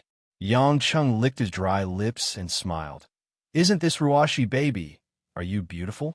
Usually, you don't let me get close to look at you. This flight to France will take more than half a day, and I can look at you to my heart's content. You're really too low level. Lin Ruashi didn't know what to say. A person's shamelessness was really invincible. She couldn't help but blush. This guy's skin was too thick, but she didn't know why, but her heart was beating fiercely, and she was also a little complacent. Too infuriating. At this moment, an elderly Caucasian couple in the neighboring first-class seats looked at Yang Chun and Lin Sanjiu with a smile and said a few words in French. Although Lin Ruashi could speak English and some ordinary Japanese and Spanish, she didn't know anything about French. Seeing that the couple seemed to be talking about the two of them, it didn't seem like they were saying bad things about them, but she was still curious. Thinking that the man beside her seemed to understand all languages, she couldn't help but ask softly, "What did the old man say?" Yang Cheng's gaze was fixed on the hazy fullness of Lin Ruashi's chest. Hearing Lin Ruashi's question, he said in a half-drunk state, "The old lady said, 'What a happy young couple.'" The old man said, "I thought that Huaxia would be more conservative, but it seems like she knows how to be romantic like us French. It's good to be young. Romantic?" Lin Ruashi almost rolled her eyes in a very unladylike manner. This guy was like a pig staring at her chest. It was already good enough that she didn't slap him. How could this be called romantic? Are you randomly translating? Are you bullying me because I don't know French? Lin Ruashi said in a low voice angrily. Yang Cheng laughed and said, "Am I that bored? If I really randomly translated, I would definitely translate. This girl is so beautiful, and she matches this guy very well. They're practically a match made in heaven. That's right, it must be this girl who is chasing this guy. Look at how manly this guy is. One look and you can tell that he's a good man. Enough." Lin Ruashi was about to break down and quickly stopped him. Yang Cheng quickly shut up and raised his eyebrows. His gaze continued to fall on Lin Ruashi's chest. Lin Ruashi raised her left wrist in pain. She had worn a Patek Philippe lady's wristwatch when she left the house. It looked like a simple and small watch, but it was as expensive as a supercar. "We've only left for less than an hour." Lin Ruashi sighed inwardly after looking at the time. She wanted to faint at the thought that she would have to continue flying with this man for more than 10 hours. Paris, France, 7th Bureau, secret underground base. The steel door of the main control room slowly opened, and the heavy sound of metal clanking could be heard. Dressed in a military uniform, the short Depney walked up to the main control podium with an ashen face. Below him was a large fluorescent screen and technical agents typing rapidly on their keyboards. Depney slowly shifted his gaze. After scanning the large control room, he snapped his fingers with his right hand. An attendant walked up to the control podium from a lift below and lowered his head respectfully. "Director, what can I do for you? Where's Fodessa?" Depney asked with a gloomy and rough voice. Deputy Director went to meet with a few leaders of mutant organizations and mercenaries from South America and West Asia an hour ago. "I believe he'll be back soon," the attendant replied respectfully. Depney's expression turned even uglier. He sure is carefree. Is meeting with foreign underground leaders something he should do At this moment, the steel door of the main control room opened again. A burly man in a dark blue military uniform with a rough face and a full beard walked up to the podium with a military cap in one hand. The man was stunned for a moment when he saw Depnay. He then immediately gave a standard military salute. His gray eyes revealed a determined look. Director, Fodessa reporting for duty. Where did he go? Depnay asked in a low voice. Fodessa replied solemnly. To the hotel, where the VIPs of this secret meeting are. He secretly received the leader of the Panther mercenary group and a representative from the Sea of Death. Without waiting for Fodessa to finish his report, Depnay suddenly turned around and gave him a flying kick. Bam! Depnay, who looked ordinary at first, suddenly exploded with incomparable strength. With a gust of wind, he kicked the tall Fodessa to the ground. Fodessa was kicked in the chest and fell to the ground. However, he didn't dare to get up or resist. He quickly kneeled on the ground and lowered his head, not daring to make a sound. Receiving the representative, Fodessa, you've grown up. Depney's eyes widened and his face twisted. Did you know, when you were receiving the representative, I was in the president's office, and I was scolded by the president. Facing Depney's roar, Fodessa's body stiffened and didn't dare to move. The attendant had long retreated, and the staff below the control podium didn't dare to make sound either. They buried their heads in their work and pretended not to see anything. Bastard, do you really think you're some big shot in our 7th Bureau? Let me tell you, General de Gaulle established the Central Intelligence Agency, which is now our External Security Bureau, our 7th Bureau. Since then, there have been countless heroes and countless glories. But you, Fodessa, you're definitely not one of them. Depnay dashed forward again and kicked Fodessa's left cheek. Fodessa groaned, blood trickling down the corner of his mouth. However, he didn't dare to get up and continued to kneel with his head lowered. Fodessa, remember, your ancestors were traitors who betrayed France and submitted to Nazi Germany. Your blood is filled with filthy German blood. If I hadn't made an exception to promote you, you would only be an ordinary field special forces soldier. You wouldn't even have the chance to become an officer, not to mention the position of the 7th Bureau's deputy director. Fodessa's body trembled, blood dripping from his left cheek onto the cold ground. He said in a trembling voice, Fodessa, I will never forget the director's kindness. Oof. Depnay squinted his eyes, his gaze sweeping across Fodessa's body like a blade. It's good that you know. The source of the Golden Sun totem, the investigation of Apollo's true identity, and the secret organization meeting we're hosting this time must not go wrong. Otherwise, if I lose my job, you won't have a good life either, yes. Chapter 495. Paris, Charles de Gaulle Airport. After more than 10 hours of flight, the plane landed smoothly. Although it was already late at night in Huaxia, due to the time difference, France had just ushered in an ordinary afternoon. The warm sunlight shone on this beautiful land, and a gentle breeze blew. Lin Ruashi, who had slept for a while on the plane, did not feel too tired. After all, compared to her usual work, going to work and attending meetings, this kind of flight was nothing. Of course, Yang Chung did not feel tired at all.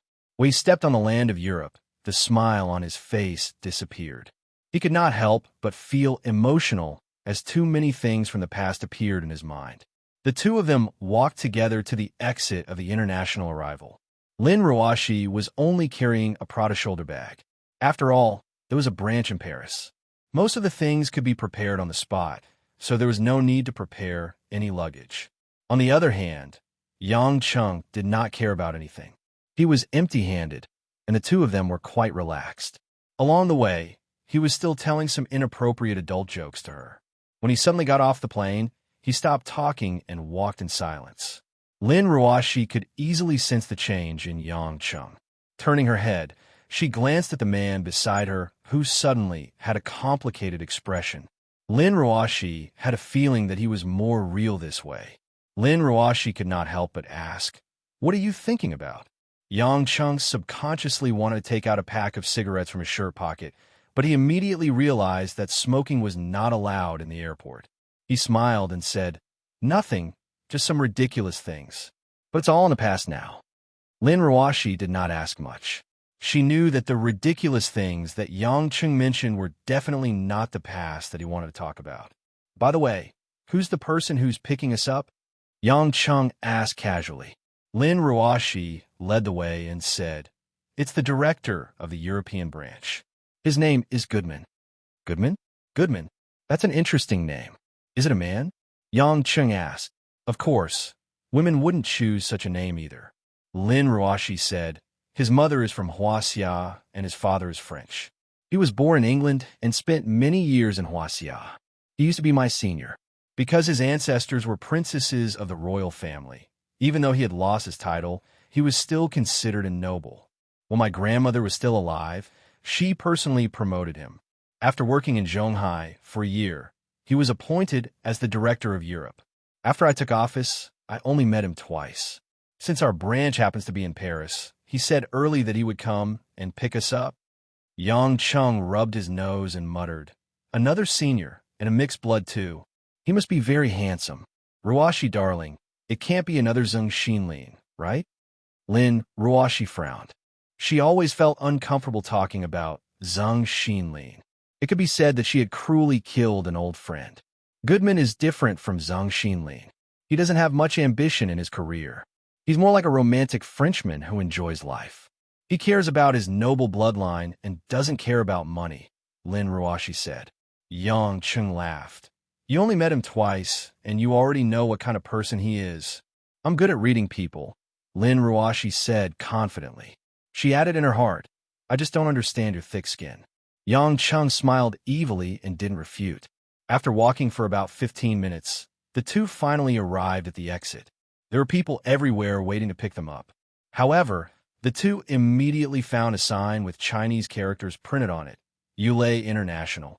Almost at the same time, Yang Cheng also saw the mixed blood that Lin Ruoshi mentioned, Goodman. Dressed in a white suit, Goodman indeed had an extraordinary appearance. Although his hair was black, he had the distinct contours of a Westerner's face, as well as his slightly greenish-blue pupils. He was tall and sturdy, at least half a head taller than Yang Cheng. His back was extremely straight.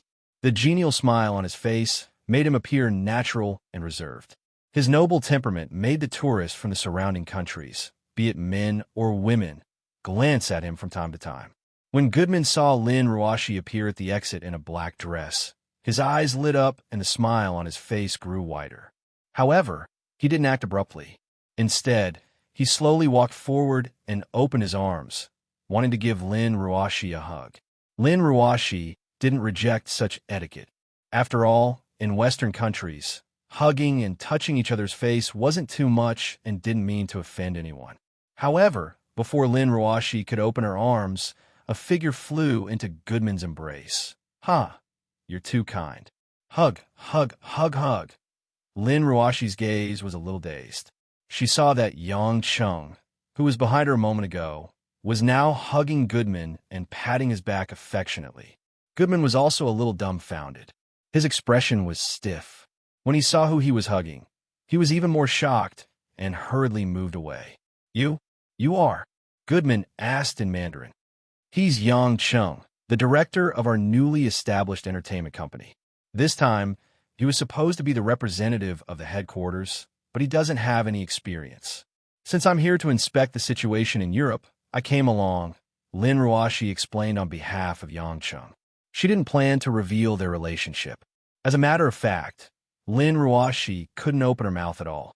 What Yang Cheng did was too embarrassing. The way he hugged Goodman earlier was treated as a joke by many of the tourists. Goodman was experienced and immediately understood what was going on. He sneered at Yang Cheng's childishness in his heart. Maintaining his charming smile, he said, "Mr. Yang, it's an honor to meet you. I didn't expect you to become a director at such a young age. You must be extraordinary. My name is Goodman. Nice to meet you. I'll definitely treat you well in France this time. I hope you'll have a good time. You're so polite." Yang Cheng revealed a satisfied smile and opened his arms again. "Come, let's hug again." Goodman was embarrassed. He smiled stiffly. "Haha, Mr. Yang is really humorous. Let's go out first and talk in the car. I haven't seen Ruashi for a long time. We should catch up. Lin Ruashi couldn't stand it anymore. She walked up and secretly tapped on Yang Cheng's back, hinting him not to go overboard. Yang Cheng was depressed. This guy didn't even call me CO but Ruashi. I'll be doing him a favor if I don't give him a punch. Sima Zhao's intentions were clear to everyone. This guy wasn't interested in Yulei International, but he was interested in Lin Ruashi. Romance required both a man and a woman. What's there to be romantic about if he's a man? After exchanging greetings, Yang Cheng followed Lin Ruashi and Goodman out of the airport. While Goodman asked if Lin Ruashi was tired from the journey, he also tried to get close to Yang Cheng. May I know where Mr. Yang worked in the past? You should have good work experience, right? Goodman probed.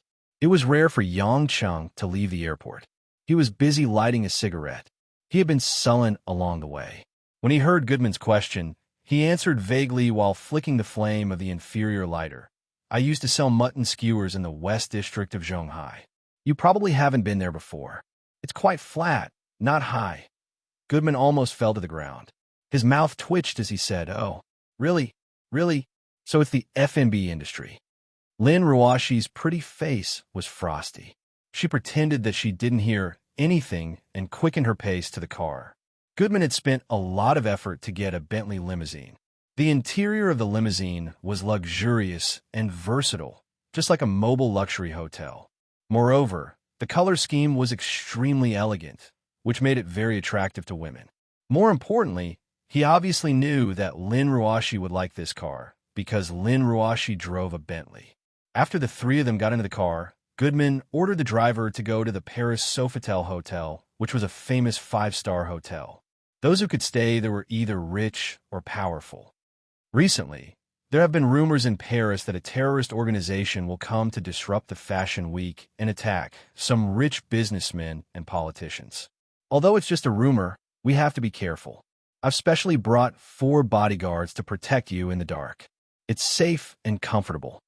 After getting into the car, Goodman pointed at Mercedes-Benz S500 following behind. Obviously, there were bodyguards in that car. You're still as thoughtful as before, Lin Ruashi said casually as a form of affirmation.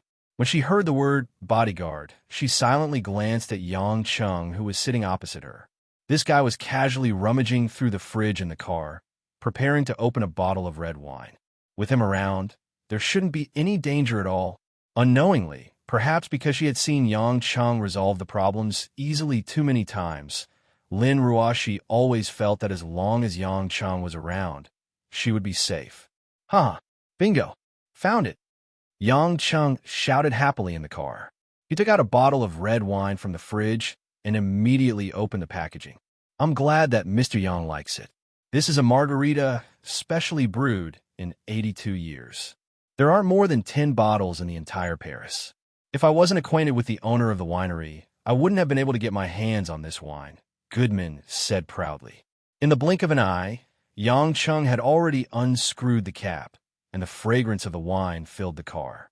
It was indeed different. Although Lin Ruashi didn't like wine, she could smell how precious the wine was. She liked Goodman's effort. It wasn't that she didn't know that it was impossible for her to be with Goodman, but it didn't mean that as a woman, she wouldn't dislike a man trying to please her. However, just as Lin Ruashi was about to grab a glass of wine for Yang Cheng to pour some for them on the way to the hotel, Yang Chen's next action made her completely give up on the idea. Gulp, gulp. Under Goodman's astonished gaze, Yang Chen picked up the bottle of wine, opened his mouth, and started gulping it down. Lin Ruashi clenched her teeth. It wasn't that she found it a pity that the bottle of wine was wasted, but she couldn't understand why this guy would always do such a thing. Goodman's jaw almost dropped to the ground. A bottle of rare wine worth tens of thousands of euros was wasted by this uncouth man like it was a cheap orange soda. I'm sorry, Goodman. Yang Cheng has always been like this.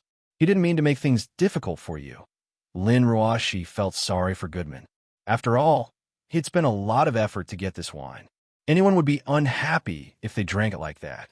Goodman was annoyed, but he quickly smiled and waved his hand. It's good that Mr. Yang likes it. There's still 2 bottles anyway. Ruashi, I'll open one for you. Lin Ruashi nodded. She glanced at Yang Chung from the corner of her eyes and saw that he had already finished half of the bottle of wine.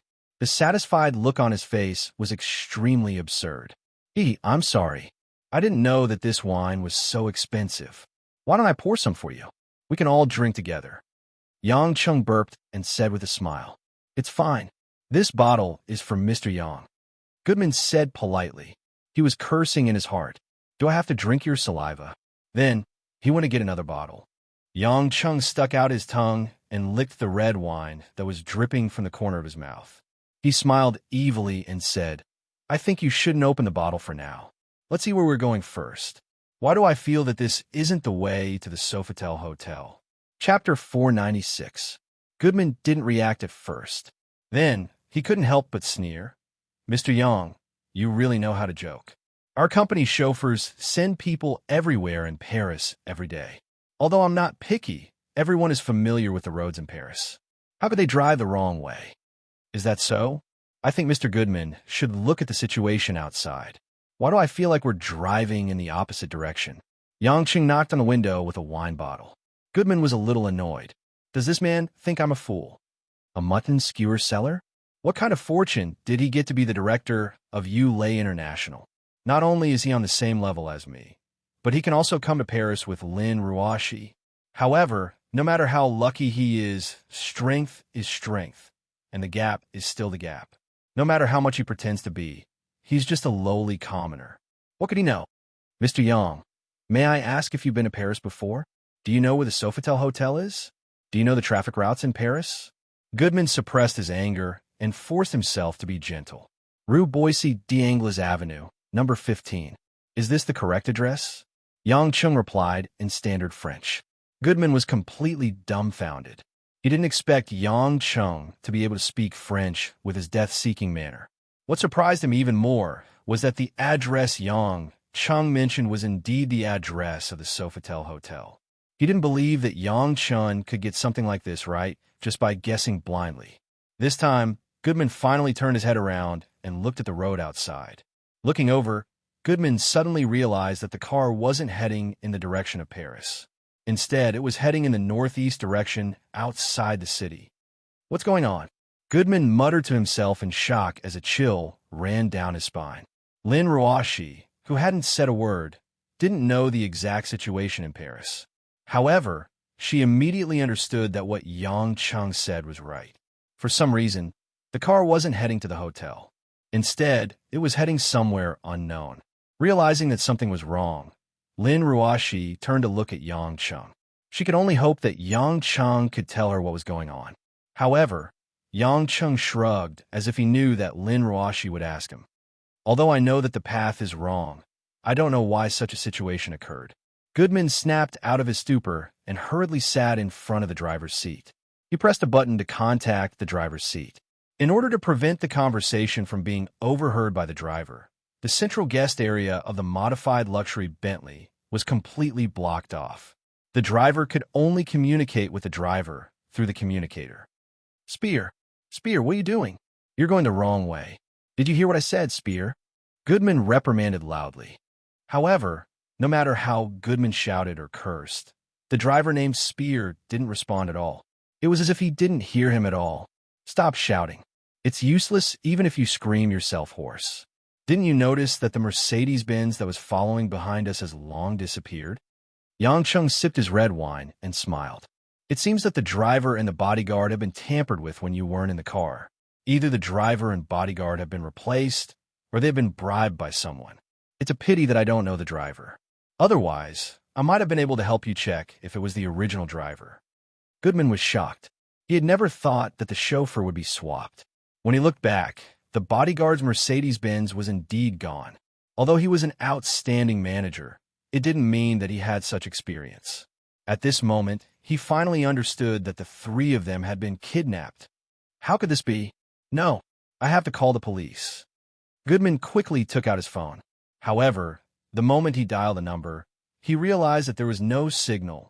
Don't even think about it. There must be a signal jammer in the car. Calling won't work. Yang Chung laughed. They aren't that stupid. How could they not know that you have a phone? Goodman's legs went soft.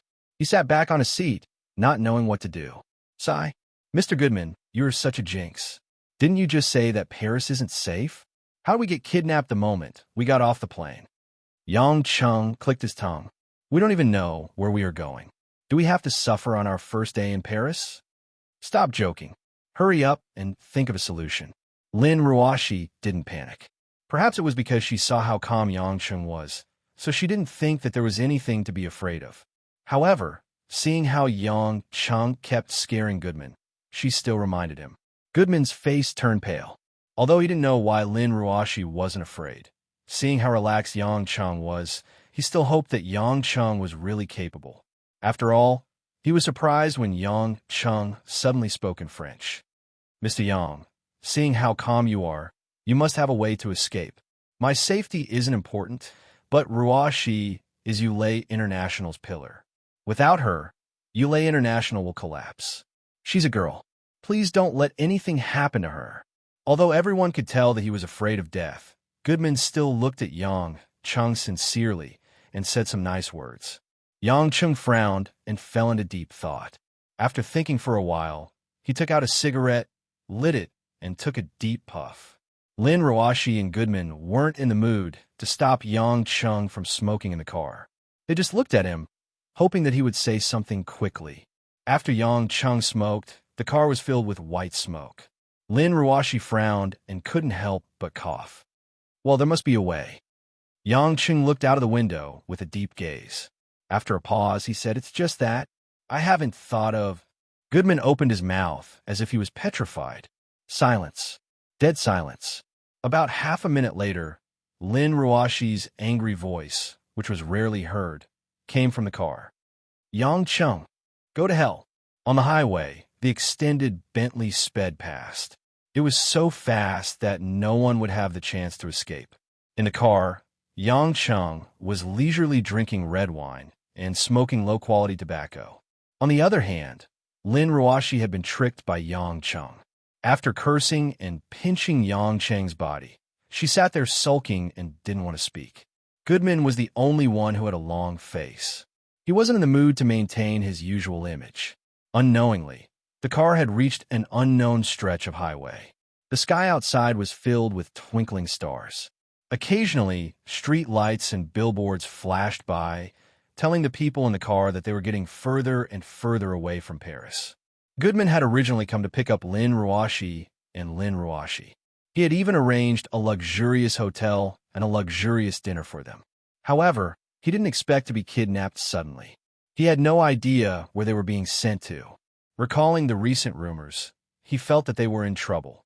Feeling the immense pressure, Goodman fainted not long after. He wouldn't wake up anytime soon. Seeing Goodman faint just like that, Yang Chung shook his head and sighed. You look strong, but you're too timid. TSK, TSK. Lin Ruashi sat on a comfortable seat and hugged her knees. Occasionally, she would glance at Yang Chung, who was sitting opposite her.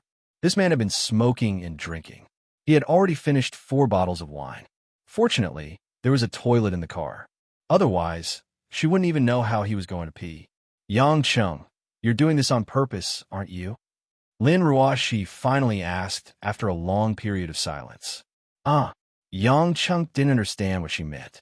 You definitely have a way to escape. You're doing this on purpose, aren't you? Lin Ruashi said with certainty. Yang Chung grinned. You're indeed my wife. You can even think of this. I really want to see what they're going to do and where they're sending us. It's not hard to guess at all. You've never been serious. You always pretend to be the one being bullied, and in the end, you're always the one bullying me. I've been tricked by you so many times that I'm already used to it. It's not a big deal. Lin Ruashi pouted slightly. Perhaps because she wasn't in her usual working state, she looked even more pure and innocent. She said unhappily, you better not cause any trouble at the end. If you go too far and something happens to you, or if you delay this important matter, you're dead meat. Yang Chung waved his hand. With a cigarette in his mouth, he smiled lazily. Don't worry. We haven't consummated our marriage yet. I don't want to die. You? Lin Ruashi was both embarrassed and angry. Her dimples instantly turned red. She glanced at Goodman, who was lying on the bed, to make sure that he hadn't woken up. Only then did she nod on Sheen. However, she still glared at Yang Chung and didn't dare to say anything else. Finally, after a slightly bumpy road, the car drove into a dark space and stopped. Goodman, who was in the car, seemed to have been shaken and woke up from his sleep. He looked around and saw that Yang Chung and Lin Ruashi were still in the car. He seemed to be a little on Sheen, but when he sensed that he was surrounded by darkness, he immediately shivered. "Well, where is this?" Goodman couldn't help but ask. Lin Ruashi looked at him helplessly. Although she didn't expect Goodman to do anything impressive, this young master of a noble family really didn't have any standards. Once he was in danger, his usual noble demeanor would disappear. On the way here, they seem to have purposely chosen a bumpy road. There aren't many streetlights, and we can't see any road signs. "We have no idea where we are now," Lin Ruashi replied kindly. Goodman's face fell even further. "We won't be killed, right?" "No, if they wanted to kill us, they would have done it on the way here," Lin Ruashi said. "That's hard to say." Yang Chung, who hadn't said anything, chuckled. "Who knows? They might want to kill us after extorting all the benefits." "Ah!" Goodman screamed in fear. Lin Ruashi glared at Yang Chun. "Stop scaring him. Not everyone is as daring as you. You're not afraid of anything." At this moment, the door of the Bentley was open from the outside. In the dark, 2 torchlights were turned on, shooting out 2 dazzling beams of light. 4 tall, mysterious men in black military uniforms, leather boots, metal helmets, and goggles appeared outside the door. The 4 of them were holding automatic rifles that flickered with black light. Their dark bodies exuded a strong military aura, making it hard for people to breathe. One of them glanced at Yang Chung and the other 2 in the car before locking his gaze on Goodman, who was wearing a white suit, at the outermost edge of the car. Although the man's expression couldn't be seen due to the helmet and goggles, Goodman's body still stiffened and he swallowed his saliva. Croc! The man raised the automatic rifle in his hand. With lightning speed, the black muzzle of the gun was aimed at Goodman's forehead. Chapter 497. "Ah! Don't kill me!" Goodman shrieked in agony. He quickly covered his head with both hands and retreated to the innermost part of the car like a madman. Lin Ruashi was almost hit by Goodman's crazy movement. Fortunately, Yang Chung reacted quickly and pulled her to his side. Only then did she survive. The man in black didn't open fire. He only let out ear-piercing laughter that sounded like the grinding of gears. The other 3 laughed as well. Obviously, they despised Goodman's cowardice. Yang Chung didn't utter a word. He pulled Lin Ruashi behind him and patiently observed the equipment of the 4 men in black from head to toe, including the guns in their hands. In the end, Yang Cheng's gaze locked onto the same pattern on the arms of the 4 men in black, a golden sun totem. Yang Chung squinted his eyes. He didn't recognize this totem. In his memory, there wasn't such a symbol in any mercenary organization or national security organization. Obviously, if this was an organization, it should have appeared in the year after he returned to his country. "Son!" Yang Chung raised his head and looked at the back of the men in black. He then looked at the totem on their sleeves. The corner of his mouth twitched. He suddenly felt that things were getting interesting. After the 4 men in black were done laughing, they nodded at each other and walked forward to pull Goodman, who was hiding in the corner, out of the car. At this moment, Goodman's body was sore and powerless. He was scared out of his wits and was dragged out as if he had lost his bones. Yang Chung raised both of his hands and revealed a frightened expression. He said in French, "I'll walk by myself. I'll walk by myself." The 4 men in black didn't say anything. Seeing that Yang Chung had obediently come out by himself, they were too lazy to do anything. They just waved their rifles and signaled for Lin Ruashi to come out by herself as well. Although Lin Ruashi didn't know what Yang Chung was planning, she was really scared. No matter what, she was still a woman. No matter how calm she was, it would be good if she didn't cry or make a fuss when she was kidnapped. At this moment, she couldn't think of anything else. Seeing Yang Chung get out of the car, she quickly followed and hid behind Yang Chung. Under the threat of 4 guns, Yang Chung and the other 2 slowly walked toward a dark door not far away. When they reached the door, the steel door was pulled open. The four men in black pushed the three of them from the back very rudely. After shoving them into the door, they immediately closed the door with a bang. In the darkness, the damp and cold air seeped into the collar of his clothes. The ground was cold and hard, and there was a moldy smell everywhere. Goodman's legs were unstable, so he fell to the ground the moment he entered the room. Looking around, it was still pitch black. Even Yang Chung and Lin Ruoshi couldn't be seen. With a trembling voice, he asked in French, Where's this place? He had long forgotten to speak in Chinese, so he treated it as a soliloquy. It's a warehouse. Suddenly, a pleasant and magnetic male voice came from a dark corner and answered his question. Goodman was startled once again. He took a step back, but he did not expect to bump his head against the steel door. He cried out in pain again. It was truly a case of misfortune. He had no time to care about the other side. Lin Ruoshi was also shocked. She subconsciously held onto Yang Cheng's arm and stuck close to Yang Chung. Yang Chung smiled and extended his other hand to touch Lin Ruoshi's head. I'm here. Don't be afraid. After hearing Yang Cheng's words and touch, Lin Ruoshi realized that she had taken the initiative to stick to Yang Chung. The two soft lumps of flesh on her chest had directly embedded into Yang Cheng's arm. Hurriedly moving away, Lin Ruoshi blushed in the dark. She lowered her head and said, it was just an instinctive reaction. I know. Yang Chung smiled even more happily. He enjoyed the touch very much, but it was a pity that Lin Ruoshi had moved away so quickly. Although everything here was extremely dark, it didn't affect his vision at all. He had always been able to see his surroundings clearly, including the people in the corners. Turning around, Yang Chung took out his mobile phone. It wasn't to make a call, but to use it as a flashlight to provide some light in the dark. Even if it didn't need light, Lin Ruoshi and the terrified Goodman needed to see. With the light from the mobile phone, Lin Ruoshi and Goodman felt a little better. Meanwhile, Yang Chung walked toward the corner of the warehouse.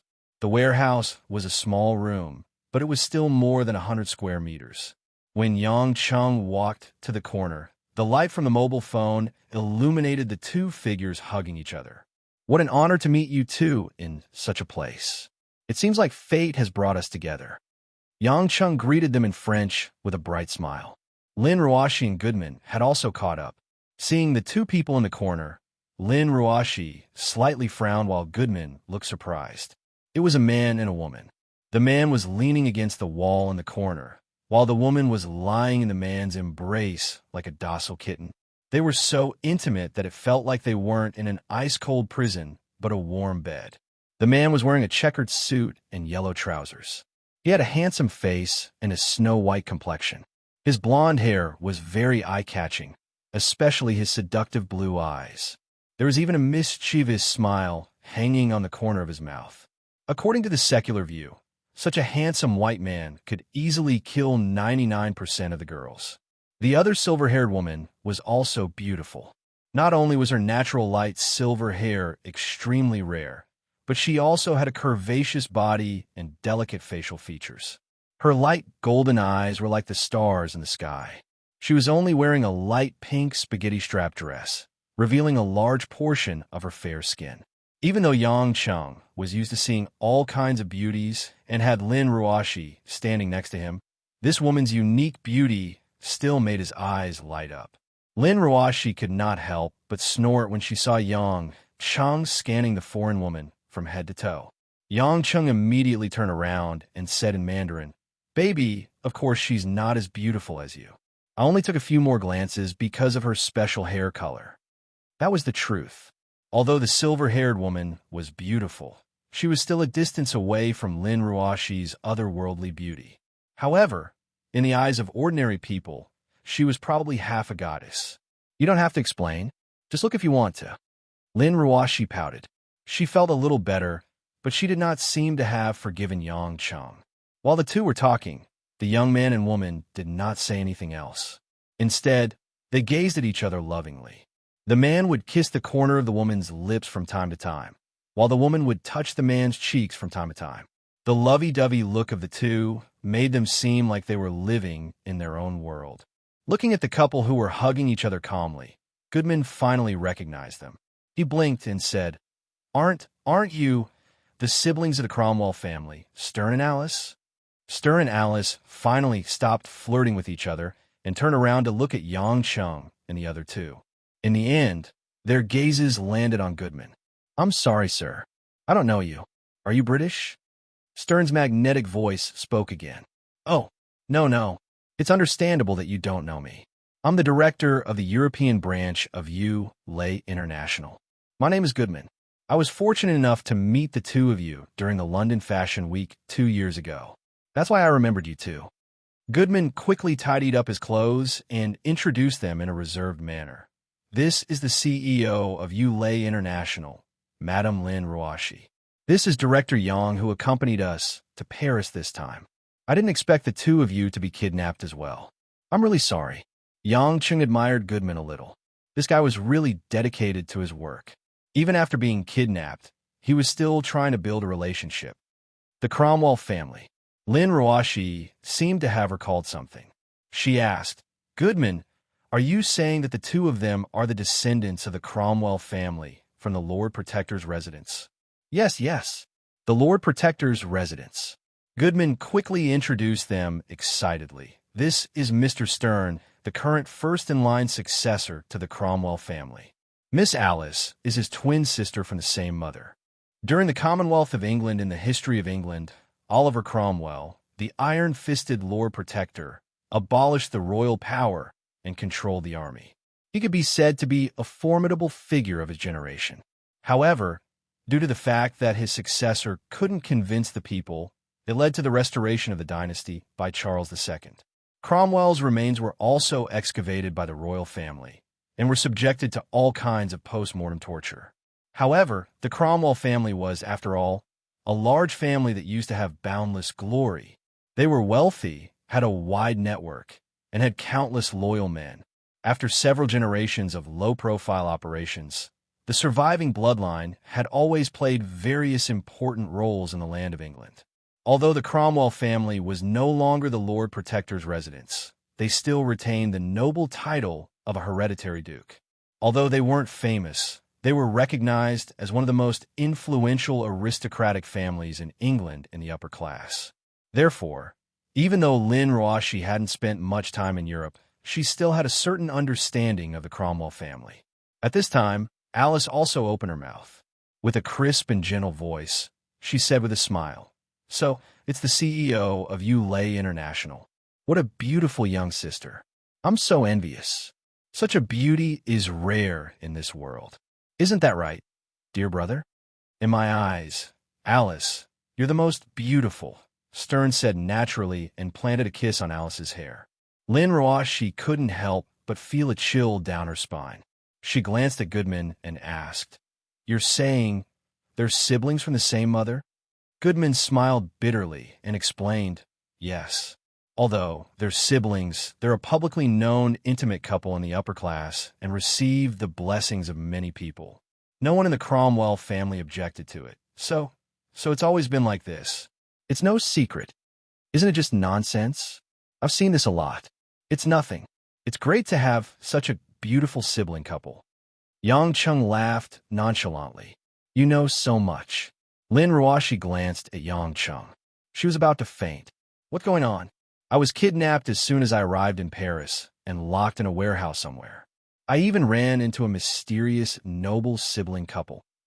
Yang Chun, on the other hand, was very interested. He squatted down and aimed his phone at the siblings. Grinning, he asked, Hey, stop licking each other's tongues. Tell me how you guys got here. What's the situation here? Chapter 498. Hearing Yang Cheng's question, Stern reluctantly stopped his entanglement with his sister. He leisurely straightened his body and leaned against the wall. Shrugging, he said, As you can see, we're being held in a warehouse. As for why I know this is a warehouse, it's because we were kidnapped when we left the hotel in the afternoon. Although we were blindfolded, we could at least see that we were entering a warehouse. The network signals here are all jammed, so we can't call for help from the outside. All right, there are quite a number of single warehouses here. We heard someone calling for help, So there should be quite a number of people locked up here. Could it be that the rumors are true? That there's a terrorist organization that kidnapped the rich? Goodman asked bitterly. I don't know. Stern was rather relaxed. He looked at Alice in his arms affectionately and said, We're only here for the fashion week. We didn't expect to encounter such a thing. But no matter what, as long as I'm with my Alice, it doesn't matter even if I die. Lin Ruashi, who couldn't stand the siblings, had already turned around. Since she couldn't understand French, she could only speak in English. Can you guys communicate in English? I'm the only one who can understand. Oh, I'm sorry, General Lin. I'll be careful. Stern apologized politely in standard English with a London accent. It'd be better if they could stop kissing and making it less mushy, Lin Ruashi thought in her heart, but she was too embarrassed to say it out loud.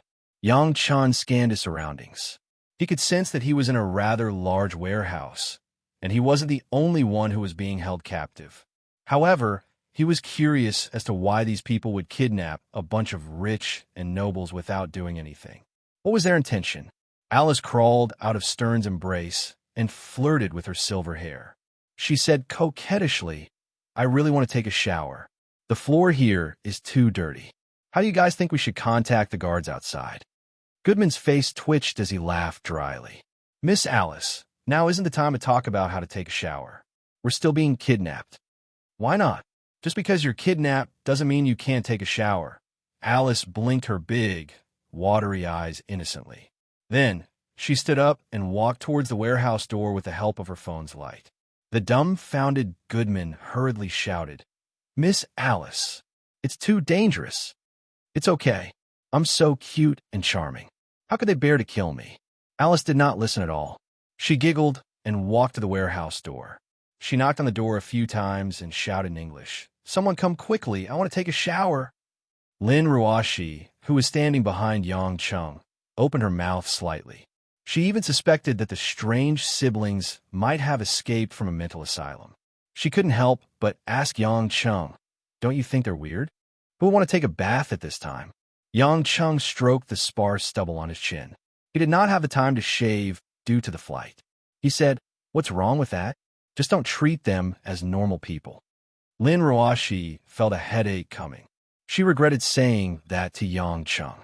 This guy had never been normal. Of course, he wouldn't think that the siblings from the Cromwell family were abnormal. Unexpectedly, she heard someone approaching the warehouse door when she thought that it would be useless for Alice to shout. Clank! The big iron gate was pulled open again, and a man in black who had appeared just now stood outside the gate with a gun in his hand. He said in an obviously electronically altered voice, We only provide food and water. There is no other service. Please leave. They're so humane, Lin Ruashi said coldly without any expression. Alice, however, refused. She said coquettishly, why is it like this? Is there no bathroom? It's so dirty and damp here. I want to take a shower. I want to go to the bathroom. You can't possibly ask a young and beautiful lady to do that kind of thing in a place like this. As she spoke, Alice stood in front of the guard and stomped her feet. She looked exactly like a kindergartner. Ha ha, Stern, your sister. Oh no, your woman is so cute, ha. Yang Chun chuckled as he looked at Alice's expression. Stern's eyes were full of love. He said, Do you think so too, Mr. Yang? That's right. My little Alice has always been the cutest woman. Lin Ruashi, who was standing at the side, felt a little nauseous when she heard this. She stared at Yang Chung hatefully. This guy actually has the mood to talk nonsense with this crazy pair of siblings. The guard outside the door was also stunned. He could not figure out how a hostage could still be in the mood to act coquettishly. However, he obviously would not listen to Alice. He raised his voice and berated, Go in. If you make any more noise, I'll shoot you. Seeing that the gun was aimed at her, Alice screamed, Annoying. How can you treat a lady like this? Do you think I don't dare shoot? The guard was a little annoyed. He finally put his hands on the gun. Alice pouted and turned around unhappily. She said to Yang Chung and the others in the corner, My dear, they won't let me take a bath. What should I do? Stern thought about it seriously, but he could only shake his head. My dear, I have no other way. I don't know if Mr. Yang or Madame Lin has any ideas. My little Alice really needs a bath. If she doesn't take a bath for a day, she will feel very uncomfortable. I can give it a try, Yang Chun said as he raised his hand. The guard naturally ignored the gossip of these prisoners in the warehouse. After pushing Alice back, he planned to close the door. However, before the guard outside the warehouse closed the iron door, Yang Chung had already walked to the door and pressed the half-closed iron door. Don't be in such a hurry. We can talk about it. Do me a favor, Yang Chung said to the guard with a smile. Do you want to leave this world early? The guard asked fiercely, seeing that Yang Chung dared to provoke the guard in front of him. Although Lin Ruoshi had enough trust in Yang Chung, her heart was still in her throat. She wanted to go forward to stop Yang Chung, but Goodman stopped her. Ruoshi, don't go up. It's too dangerous. Goodman shouted in a panic. Lin Ruoshi couldn't care less. She used all her strength to shake Goodman off. However, before she could reach the door, she heard a loud bang from the iron door. Lin Ruoshi turned around and realized that Yang Chung had gone out with the guard. The warehouse returned to its pitch-black state. Yang Chung, Lin Ruoshi called out, but she didn't hear any response. Tut tut tut tut. All of a sudden, the sound of a machine gun being fired echoed through the warehouse. Then, there was no sound from outside the door. The sudden change in the situation rendered Lin Ruoshi speechless. She stared at the door in a daze, and there was only one voice in her mind. That man will be fine. But somehow, even though she had full confidence in Yang Chung, Lin Ruoshi couldn't help but tear up. Her body trembled uncontrollably, and her feet seemed to be nailed to the ground, unable to move. Director Yang, he's... Goodman couldn't think of any other possibilities. From his perspective, even with the iron door between them, he could still see that Yang Cheng's body had been pierced by a bullet. Stern had taken out his phone. With the help of the light, he walked to the door with Alice in his arms. As if he was taking a stroll in the park, he reached for the warehouse door, wanting to open it. No. Seeing this, Goodman quickly ran forward and stopped Stern. His forehead was covered in cold sweat as he said, Mr. Stern, please don't be impulsive. Director Yang has already been killed. We can't repeat the same mistake. As long as we're alive, we'll have a chance to escape. Before Goodman could finish, Yang Cheng's lazy voice came from outside the door. Hey, little goo, who did you say died? You can't curse people behind the door. Goodman quivered and turned around. Coincidentally, the iron door had been pulled open again. It was unknown when Yang Chung had lit a cigarette and held it in his mouth. In the dark, the cigarette, but was especially red, as if it was the most unique fluorescent light in the dark. Yang Chung was still holding the automatic rifle that belonged to the guard. The guard was lying on the ground, motionless, with Yang Chung stepping on his head. It seemed like he was dead. You? How did you? Goodman stared at Yang Chung, dumbfounded. His mind was in a mess. Alice clapped her hands and smiled. Mr. Yang is so awesome. It seems like we can return to the hotel to take a shower. Can Mr. Yang kill all these bad guys? Hee, you're too kind. I just randomly fired a few shots. Who knew that the guard would hold his gun the wrong way? He died the moment I pulled the trigger, Yang Chung said with a sigh. How is that possible? Goodman broke out in cold sweat. However, he was convinced. After all, he didn't think that Yang Chung could defeat these kidnappers. Yang Chung raised his head proudly. Why not? I'll cover it up for you again. As he spoke, Yang Chung picked up the rifle in his hand again. He turned around and fired a series of shots at the darkness behind him. He didn't forget to blow a few rings of smoke from his mouth. His roguish look made Goodman roll his eyes. Ha, little goo, did you see that? It's just shooting. It's simple. Yang Chun turned around and patted Goodman's stiff shoulder while holding the gun in one hand. Goodman came back to his senses and shouted, Are you crazy? You're going to attract his companions over like this. All right, Director Yang. How did I become Little Goo all of a sudden? Could it be that you're my sister-in-law? Sister-in-law. It doesn't sound too bad, Yang Chung said with a smile. At this moment, Lin Ruoshi walked out of the warehouse. Her footsteps were gentle as she stood in front of Yang Chung. She stared at Yang Chung silently. Under the dim light of the phone, Lin Ruoshi's hazy face carried a hint of coldness. Her pair of bright eyes that resembled autumn swans were filled with crystal-clear tears. "Baby Ruashi, why are you?" Yangcheng also forgot to suck on the cigarette in his mouth. Looking at Lin Ruashi's calm and beautiful face, his heart somehow felt heavy. "It's amazing, isn't it? It's amazing to be able to kill the guards, isn't it?"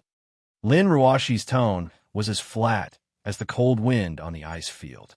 "Is it fun to scare people? Do you think it's fun to keep people on tenterhooks for you?" My Yangcheng opened his mouth and wanted to say something, but he realized that he didn't know how to express his feelings and thoughts at this moment. It was as if there were hundreds of foreign languages and countless words in his mind, but none of them could help him. He couldn't help but be stunned. Lin Ruashi didn't intend to listen to Yangcheng's reply. After looking at Yangcheng deeply, she took out her phone and walked out with the help of the light from the flashlight. Although he didn't understand the situation and couldn't understand the relationship between Yangcheng and Lin Ruashi, Goodman, who had just been promoted to sister-in-law, hurriedly chased after her when he saw that Lin Ruashi was about to leave. He shouted, "Ruashi, Ruashi, don't be rash. If you walk out like this, you'll be easily discovered by the remaining guards." Lin Ruashi turned a deaf ear as if she didn't hear Goodman's words at all. "It's fine." Yangcheng finally recovered from his petrified state. He turned around and followed Lin Ruashi's direction and said, "No one will stop me." "How do you know?" Goodman asked suspiciously. Yangcheng glanced at him and said, "Because they're all dead." Goodman suspected that he had misheard, but when he saw that Yangcheng didn't look like he was lying, he felt that it was the truth. The Stern siblings, on the other hand, didn't seem to be afraid of anything. They happily held hands and followed behind Yangcheng. Seeing this, Goodman couldn't be bothered anymore. He immediately took out his phone and tried to widen his field of view as much as possible. Then, he followed Yangcheng and the others to explore the exit. At this moment, Yangcheng had already walked to Lin Ruashi's side. Glancing at the woman whose face was as cold as a lake, the corners of his mouth slightly curled into a complicated smile. Before Lin Ruashi could react, Yangcheng used his left hand to grab her right hand. "What are you doing?" Lin Ruashi stopped and asked coldly. "I'm holding your hand and bringing you out," Yangcheng said with a smile. "You don't have to be so kind. I'm just an ordinary person. My life and death don't matter to me. Since you're so powerful, you can do whatever you want." Lin Ruashi sneered. Yangcheng's face turned bitter. He looked like he was begging. He bent down and got closer to Lin Ruashi's face. He lowered his voice and said, "My dear wife, don't be angry. It's my fault. I shouldn't have always been playing by myself and made you worry about me. I promise that I'll report to you first and bring you with me whenever I need to. I'll bring you when I need to eat. I'll bring you when I need to go out. I'll bring you when I need to go shopping. I'll bring you when I'm killing people. I'll bring you when I'm torturing people. All right, I'll bring you when I'm going out to pick up girls, okay?" Lin Ruashi's ears were burning from the series of inexplicable words. She glared at Yangcheng with her almond-shaped eyes and couldn't maintain her cold expression anymore. She giggled and said, "Who wants to go to the toilet with you? You. Don't think too highly of yourself." "Hee hee, as long as you're not angry, dear." Yangcheng let out a long sigh of relief in his heart. Coaxing his wife was much more tiring than coaxing his lover. Sure enough, the maintenance fee of a legitimate married couple was also high. Fortunately, it was settled for the time being and a Cold War was avoided. Although Yangcheng spoke very softly, Stern and Alice, who were walking closer, could still see the small details of their movements and expressions. The siblings kept winking at each other. Lin Ruashi was also embarrassed. She had just felt that they were mushy, and now she was suddenly flirting with this man. She pinched the soft flesh on Yangcheng's waist and let it go. Yangcheng didn't feel any pain, but to cater to a woman's psychology, he pretended to be in pain and made a painful expression. He then smiled and said, "We don't have to look at the main door. We could just find our car and drive back to Paris. They won't park the car outside the warehouse. That's too low profile." Lin Ruashi agreed. Stern and Alice, of course, didn't have any objections. As long as they could take a quick shower, they could do anything. At this moment, Goodman, who was walking slightly behind them and had been in a tense state, let out a tragic scream. Help! Chapter 499. Along with Goodman's miserable cries, the few of them turned around to look at him. The next moment, they saw Goodman hugging his head and curling up on the ground. His phone had already fallen to the ground. Under the dim light, they saw Goodman leaning against a large black object. In front of Goodman's feet, there was a black cloth guard that they had seen before lying motionlessly on the ground. After the slightly frightened Lin Ruashi understood what was going on, she knitted her brows and said with slight dissatisfaction, "Goodman, that person is dead."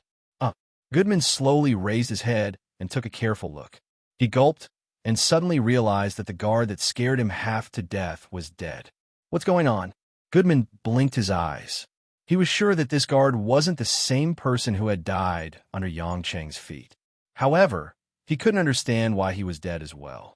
Yang Chen walked forward and grabbed Goodman's shoulder. Pulling him up from the ground, he patted him twice and said smilingly, "Little sister-in-law, you did a great job. You found our car so quickly."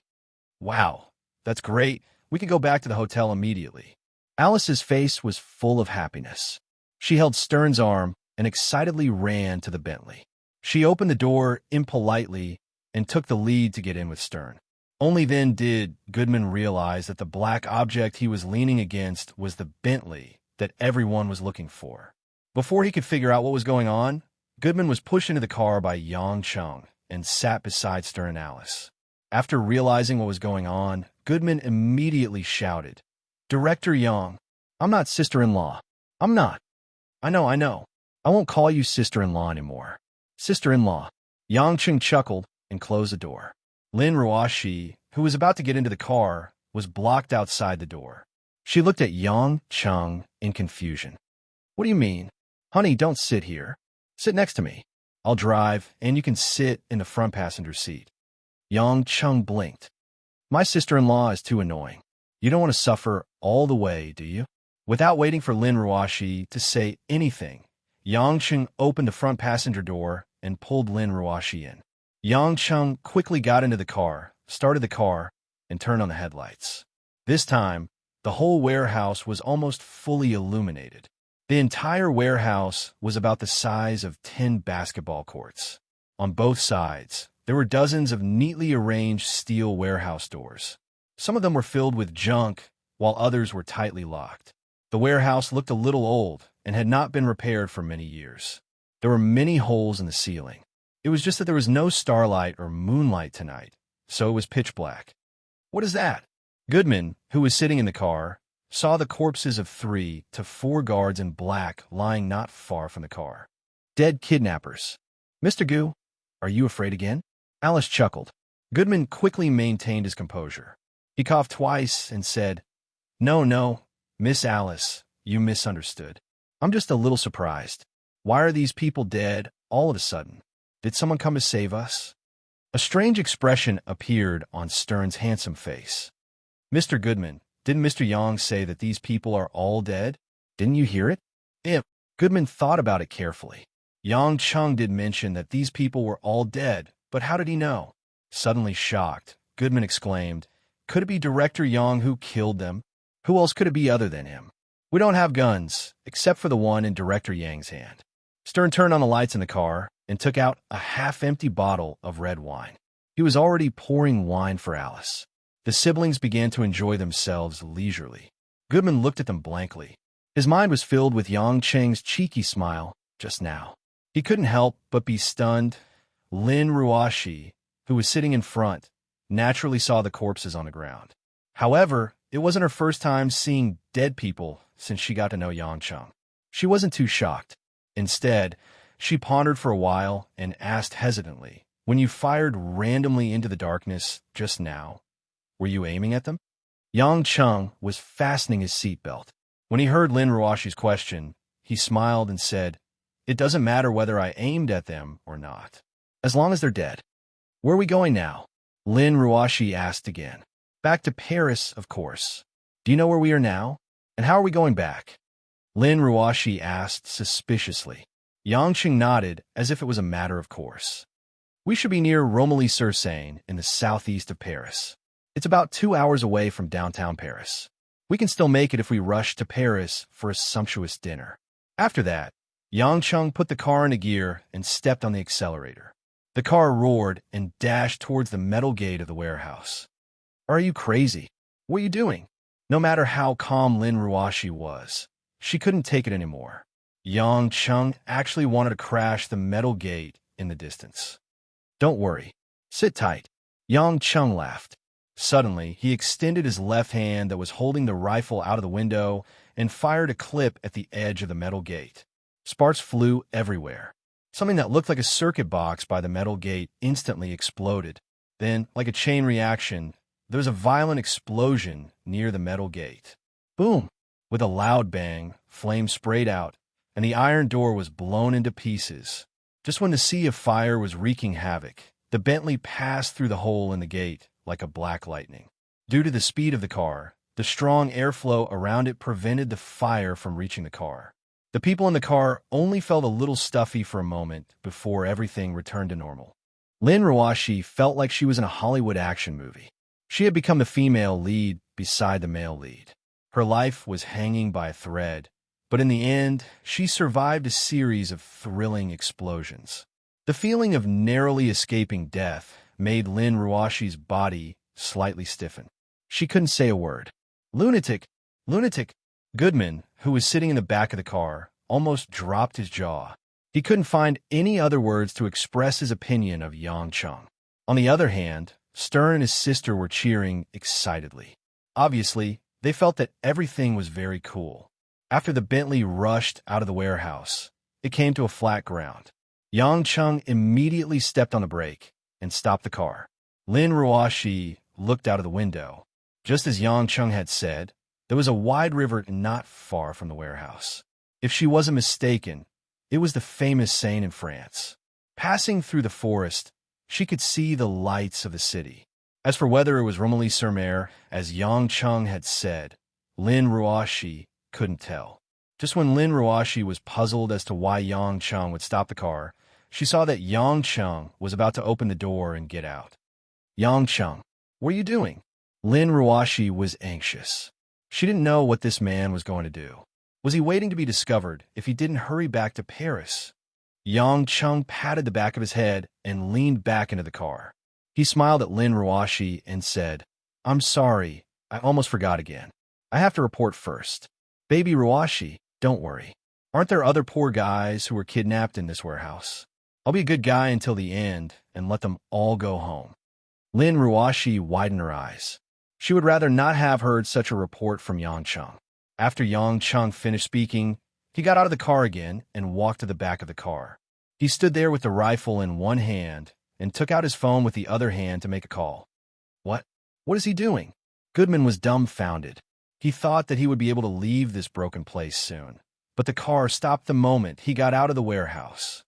Mr. Goodman, it seems like you have night blindness. Isn't Mr. Yang on the phone? Alice said with a smile. It's already so late. Why is he on the phone? Goodman almost screamed. Stern scratched his ear and yawned. He couldn't get a signal in the warehouse just now, so he must be calling anxiously. At this moment, from the darkness on both sides of the warehouse, 2 jeeps with dazzling headlights dashed out. The engines roared as they rushed towards where Yang Chung was standing. It's over. Their accomplices are here. Goodman was like a deflated balloon as he slumped onto the seat. Chapter 500. 2 modified Jeep Wrangler SUVs were painted in camouflage colors. Other than the drivers, there were 2 black-clothed kidnappers. One of the kidnappers was holding a rocket launcher, while the other was holding a Gatling gun that shocked the world. It looked like they were going to blast Yang Cheng's group and the cars into pieces. Yang Chung didn't seem to notice anything. He only raised his head with a smile after he slowly finished typing the number and pressed the call button. Seeing that the 2 jeeps were only 100 meters away from each other, he raised the rifle in his hand. After all, the black-clothed men in the jeeps had received strict military training. Although they had the upper hand in the battle, they didn't let down their guard. The jeeps began to move forward in an irregular arc to prevent Yang Chung from accidentally hitting them. The ones in charge of attacking had already pulled the trigger of their weapons. Bang! Bang! Smoke rose as two explosions sounded. The rocket launchers were like small missiles, leaving a white and red burning trail as they flew toward Yang Chung and the Bentley at the same time. Tut! Tut! Tut! Tut! Tut! Tut! Consecutive bullets were fired. It was impossible to tell whether Yang Chung was shooting at the black-clothed men or the frenzied firing of the Gatling gun. The frenzied fire of the Gatling gun and the weak sparks of the rifle in Yang Cheng's hands formed a sharp contrast in firepower. Goodman, who was in the Bentley, didn't dare to look outside. He cried bitterly and wanted to run away, but he had no strength left in his body. Stern and his sister, on the other hand, clinked their glasses and drank their red wine affectionately. They didn't realize that there was a war outside at all. Lin Ruoshi, who was sitting in the passenger seat, could clearly see the brutal confrontation outside through the rearview mirror. When she saw two missiles being fired toward the car and where Yang Chung was, her heart jumped to her throat again. If it wasn't for her strong mental fortitude, she might have fainted on the spot. Damn you, Yang Chung. How dare you say you won't make me worry? What's the difference between reporting and not reporting? At that critical moment, the men in black behind the two Gatling guns suddenly stopped attacking. The drivers of the two jeeps slumped onto their seats. The jeeps lost control and began to move in two different directions. The two men in black who were responsible for firing the rocket launchers didn't understand what was going on. They looked down at the same time and found that the bullets had penetrated their foreheads. Red and white objects flew out. At the same time, the two rockets that were approaching Yang Chung and the Bentley exploded when they were still 20 to 30 meters away. How was this possible? One of the men in black said to himself in French, as if he was in a dream. He didn't want to believe that the man standing alone, not far away, could accurately kill his companion in the blink of an eye. He didn't even know how he detonated the missile.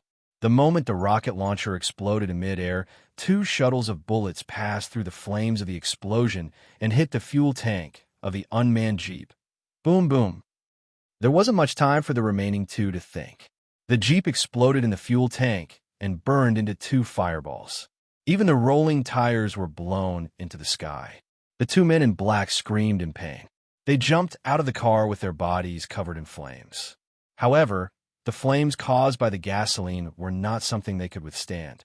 The two burning men didn't struggle for long before they died on the river embankment. After taking care of the pursuers, Yang Chung said a few words to his phone and then hung up. After thinking about it, Yang Chung threw the rifle in his hand directly into the Seine River dozens of meters away. The rifle drew a high parabola and fell into the river. After doing this, Yang Chung returned to the car.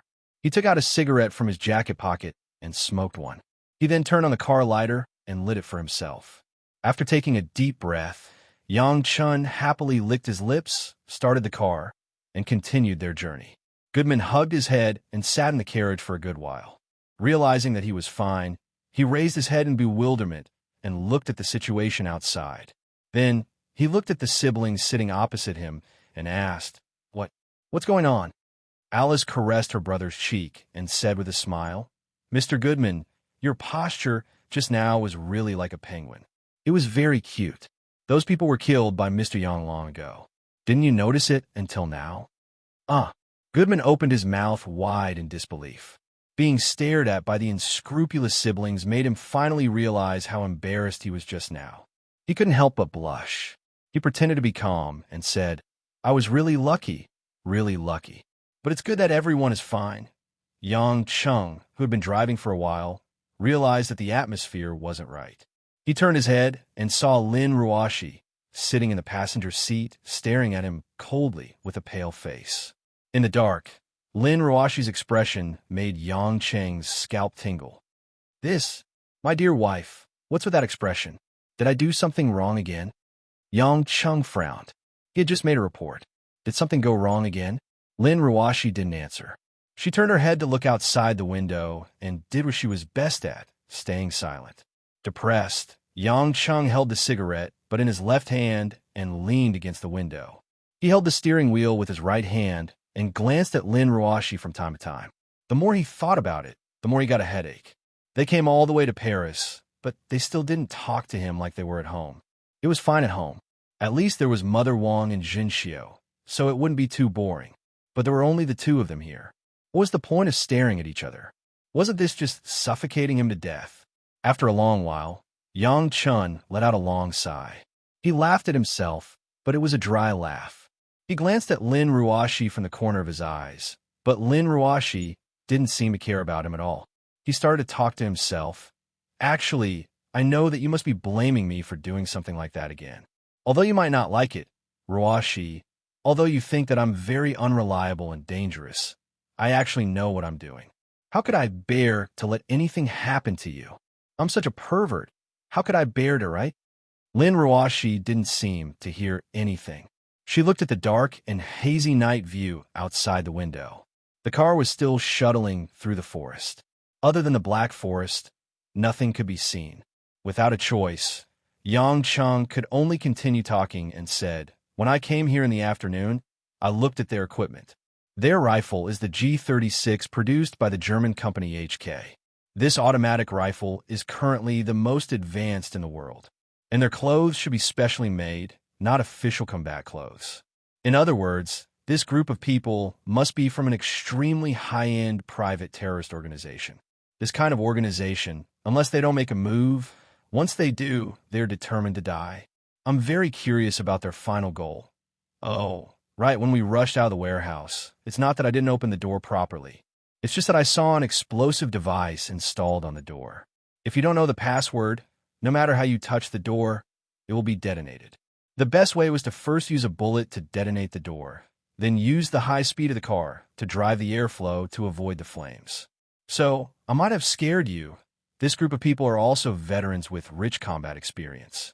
Although we don't know where they came from, it's very clear that rushing into the darkness of the warehouse is not a wise decision.